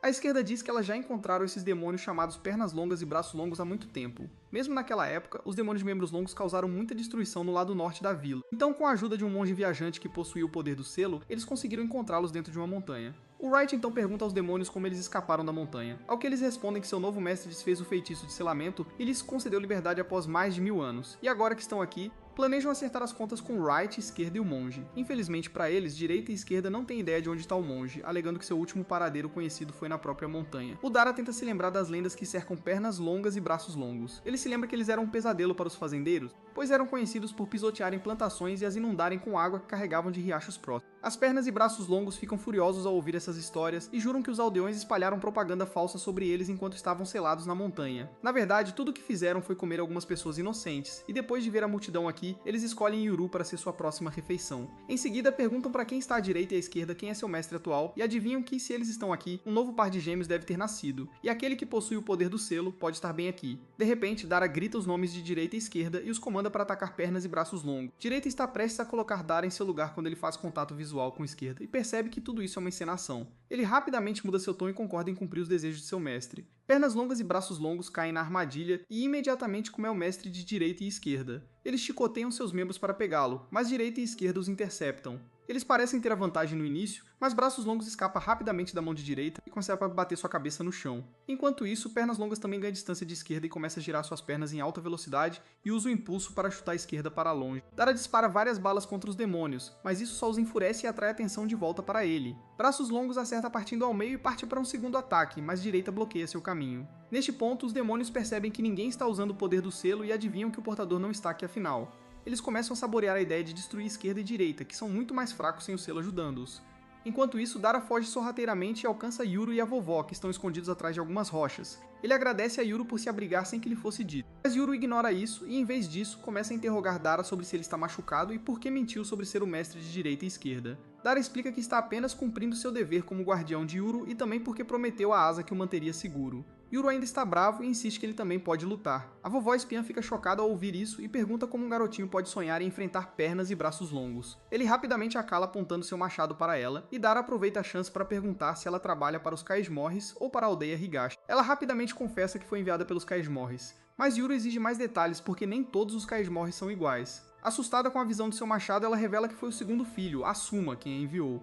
Ela afirma que foi instruída a apenas seguir Yuru e Dara sem machucá-los e que nunca esperou ser arrastada para essa terrível bagunça demoníaca. Dara determina que a vovó não é uma ameaça e pede sua ajuda, pois ela deve ser pelo menos uma portadora de demônios. No entanto, a vovó aponta que ela e os outros espiões deixaram seus demônios para trás porque direita e esquerda os teriam detectado facilmente enquanto estavam sendo seguidos. Dara grita com ela por ser inútil, e é quando ela sugere que eles simplesmente deixem pernas e braços longos para trás neste reino, assim como os Tataras prenderam outros espiões. Dara adivinha que esse plano não funcionará, já que os demônios e seu mestre provavelmente sabem como entrar e sair por conta própria. Yuru então sugere que ele casse o mestre, que provavelmente está em algum lugar próximo, já que os demônios priorizam proteger seu mestre. Dara considera essa ideia, especialmente porque pernas e braços longos não parecem estar prestando atenção em Yuru. Então eles finalmente decidem se separar, com Dara continuando a se passar por mestre de direita e esquerda enquanto Uru e a vovó procuram um mestre demônio desconhecido. A vovó treme de medo no início, mas ela rapidamente se recompõe e revela várias facas escondidas, dizendo que só está ajudando para que eles possam sair a tempo de ela cozinhar o jantar para o marido. Dara tenta se esgueirar para o arsenal da casa por trás, mas braços longos o avista e destrói a parede ao lado dele com um golpe. Dara mal escapa dos ataques implacáveis e, felizmente, direita chega e pisa no braço bem a tempo. Braços longos imediatamente agarra a direita pelas pernas e o gira para lançá-lo no ar. Dara fica impressionado com quão longe os braços do demônio podem ir e fica aliviado ao ver que os ataques do demônio tornaram o arsenal facilmente acessível. Enquanto braços longos seguram o indefeso de direita no ar, os demônios gêmeos começam a planejar como matarão todos. Pernas longas sugere que eles matem seu mestre primeiro, porque seria mais satisfatório matar direita e esquerda depois que eles fossem roubados de seu mestre. Braços longos gosta da ideia, mas antes que possam continuar, uma bala gigante perfura o olho de pernas longas. Os demônios congelam em choque, pois não têm ideia do que os atingiu. Dara, que se camuflou no chão, longe, mira novamente com seu rifle de precisão, pensando que tem a vantagem, já que esses demônios que ficaram presos em uma montanha por milhares de anos não têm ideia de tecnologia moderna. Ele atira novamente e desta vez arranca um pedaço da perna de braços longos e do segundo olho de pernas longas. Os acertos consecutivos fazem pernas longas e braços longos perderem o controle de esquerda e direita, que imediatamente arrastam os demônios enfraquecidos e os jogam um contra o outro. No entanto, Os demônios logo se recuperam o suficiente para se empilhar e atacar como uma unidade. Com um ponto de vista mais alto, Braços Longos imediatamente avista a vovó escondida nos arbustos próximos e a agarra. Ele então oferece a Pernas Longas como um lanche para ajudá-lo a se curar. Enquanto a vovó é trazida cada vez mais perto da boca do demônio, ela molha as calças e dedura que Yuru é o gêmeo destinado a receber o poder do selo. Isso para os demônios em suas trilhas por um momento, enquanto eles decidem o que fazer. A vovó espera que eles vão atrás de Yuru em vez disso, e assim que eles afrouxarem o aperto, ela cortará os tendões dos braços de Braços Longos. Mas as coisas não saem de acordo com seu plano porque os demônios determinam que ainda precisam comer para se curar antes de fazer qualquer coisa e começam a esmagar lentamente sua cabeça. Nesse momento, o machado voador atinge o braço do demônio, fazendo soltar a vovó, que é pega por direita antes de atingir o chão. Os demônios se viram para o atacante, que se revela ser Yuru. Ele diz a eles para deixarem a mulher em paz e irem atrás dele, já que ele é o gêmeo profetizado e o verdadeiro mestre de direita e esquerda. Pernas Longas e Braços Longos ficam perplexos sobre o que fazer, já que Yuru ainda não tem o poder do selo, e se o matarem, ele simplesmente reviverá com o poder, e eles poderiam ser selados em algum lugar por mais 1000 anos. Braços Longos se pergunta se eles podem matá-lo imediatamente após ele reviver, mas Pernas Longas aponta que direita e esquerda nunca permitiriam isso. Surpreendentemente, Yuru então diz à direita e esquerda para não interferirem até que ele diga a eles. Pernas Longas e Braços Longos não reclamam e imediatamente começam seu ataque. Yuru desvia com sucesso de todos os seus socos enquanto direita e esquerda ficam imóveis, avisando os demônios que eles só precisam focar no Yuru. Enquanto o perseguem, Yuru se pergunta como Pernas Longas corre tão rápido sem olhos. Eles revelam que isso não importa, pois são como duas peças de um quebra-cabeça e que estão mais fortes juntos em sua forma verdadeira. Pernas Longas pisa nas pedras e Pernas Douradas a joga em Yuru, que mal escapa. Dara, que tentava mirar de longe, tem dificuldade em acertar, pois os demônios se movem rápido demais. Antes que ele possa fazer algo, os demônios jogam um crânio nele, deixando claro que ele não pode mais surpreendê-los com um ataque. Eles prometem ir atrás do Dara depois de matar o Yuru. Enquanto isso, Yuru continua desviando de todos os obstáculos que os demônios jogam nele e se esconde na parte de trás da casa Tatara. Os demônios o perdem de vista por um momento, permitindo que ele mude de direção. Mas não dura muito, pois os demônios o avistam e o esmagam com uma árvore arrancada. Vendo Yuru deitado imóvel no chão, os demônios começam a planejar o que fazer. Pensam em arrancar sua língua para que ele não possa pedir ajuda à direita e esquerda enquanto matam. Mas enquanto riem, Yuru abre os olhos e os demônios ficam cheios de medo avassalador, enquanto Yuru levanta o braço e fecha o punho. Os demônios suspeitam que ele já tem o poder do selo e que estava apenas escondendo-o para esperar a oportunidade perfeita de vencer. Enquanto os pensamentos dos demônios aceleram, Yuru aponta que os enganou com sucesso por um segundo, que esse segundo foi suficiente para a direita e esquerda terem uma abertura. Então ordena que direita e esquerda façam o que quiserem, que já estão bem atrás dos demônios. Antes que possam reagir, direita e esquerda usam suas verdadeiras formas para separar Pernas Longas e Braços Longos. Depois disso, a luta se torna unilateral, com direita garantindo que os demônios não se reúnam. Enquanto a esquerda derrota rapidamente Braços Longos em uma luta subaquática e Dara dispara uma bala para decepar Pernas Longas. Ambos os demônios acabam se desintegrando em uma névoa fina, deixando para trás apenas suas relíquias. Esquerda olha para as relíquias e diz que elas ainda possuem muito poder e que os demônios poderiam ter sido deuses se tivessem usado seus poderes para o bem. Direita dá um tapinha nas costas de Yuru e o parabeniza por ter conseguido o blefe. Yuru concorda e compartilha que se lembrou de Asen liberando seu poder de quebra primeiro fechando e depois abrindo seu primeiro. Então ele percebeu que seria o oposto para ele. Todos ficam impressionados com seu raciocínio inteligente e começam a elogiá-lo por derrotar os demônios sem poderes especiais. O momento é interrompido por Esquerda, que de repente esmaga uma borboleta em sua mão, após o que ela afirma que é, na verdade, o demônio que eles estavam detectando desde que deixaram o clã Kajori. Como sua presença era muito fraca, eles não conseguiam localizá-lo até agora. Dara percebe que os Kajores provavelmente enviaram as caudas humanas como iscas, enquanto o demônio borboleta era o verdadeiro espião. A vovó reconhece a borboleta como parte do segundo filho Kaimori, que se assume demônio e avisa que matá-la não teria prejudicado o verdadeiro demônio. Considerando isso um problema para depois, o grupo segue para inspecionar a área em busca do mestre do demônio gêmeo. Yuru leva todos para um local nos fundos da casa onde ele se lembra que Pernas Longas e Braços Longos evitaram atacar. Ele se ajoelha e espia sob as tábuas do assoalho da casa para encontrar o suposto mestre escondido e ordena que ele saia. Uma voz assustada responde perguntando se Yuru o matará, o que surpreende Dara, pois o suspeito parece muito jovem. Mas Yuru não parece se importar e diz que seu destino depende de como ele decidir agir. Depois de pensar um pouco, o suspeito finalmente rasteja para fora com as mãos para cima e jura contar tudo a eles. Yuru olha para o garotinho e pergunta se ele era o mestre de Pernas Longas e Braços Longos, o que o garoto confirma imediatamente. Ele então revela que seu nome é Ken Tatara e que lhe disseram que ele poderia encontrar seu pai aqui.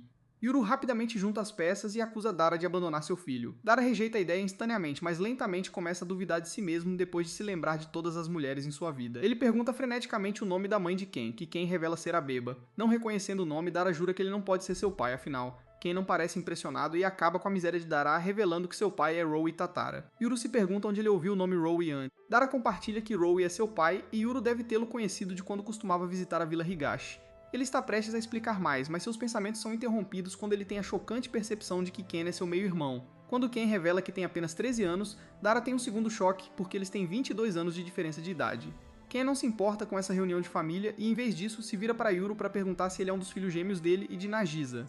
Yuru fica surpreso ao ouvir os nomes de seus pais pela primeira vez em anos e pergunta ao garoto como ele os conhece. Ken responde que não os conheceu pessoalmente, mas seu pai foi quem os ensinou a cruzar a barreira da Vila Higashi. Tanto Dara quanto Yuru ficam irritados ao saber disso, com Dara se sentindo traído pelo fato de que seu pai nunca lhe contou sobre isso, e Yuru exigindo saber onde seus pais estão atualmente. Em vez de respondê-los, Ken fica com medo do machado apontado para seu rosto e começa a chorar. Nesse momento, vovó começa a questionar as afirmações de Ken, perguntando como os aldeões de Higashi nunca suspeitaram que os Tatara fossem espiões que Emori Rowe acabou guiando os pais de Yuru para os Kejmora.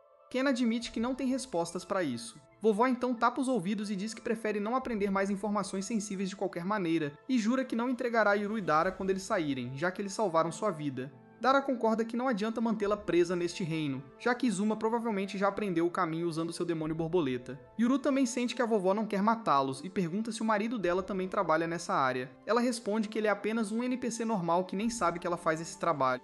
Yuru se sente aliviado depois de ouvir isso e decide deixá-la ir. Antes de partir, vovó pergunta se ela pode enterrar seus companheiros espiões que foram mortos ao entrar no reino Tatara, pois eles não têm família para lamentá-los. Dara permite que ela faça isso e Yuru se oferece para ajudar, o que surpreende vovó. Ela diz a Yuru que não entende como ele fala sobre matar tão facilmente enquanto também ajuda a enterrar seus inimigos. Yuru explica que corpos devem ser enterrados para evitar a propagação de doenças como a peste, revelando que suas ações não são por compaixão, mas pelas dificuldades que ele experimentou na vila. Enquanto enterram os corpos, Ken agradece timidamente a Dara por matar pernas longas e braços longos. Isso faz Yuru pensar sobre como o contrato entre um mestre e seus demônios é feito de sangue, e ele pergunta como o contrato é dissolvido pacificamente em casos em que o mestre não morre.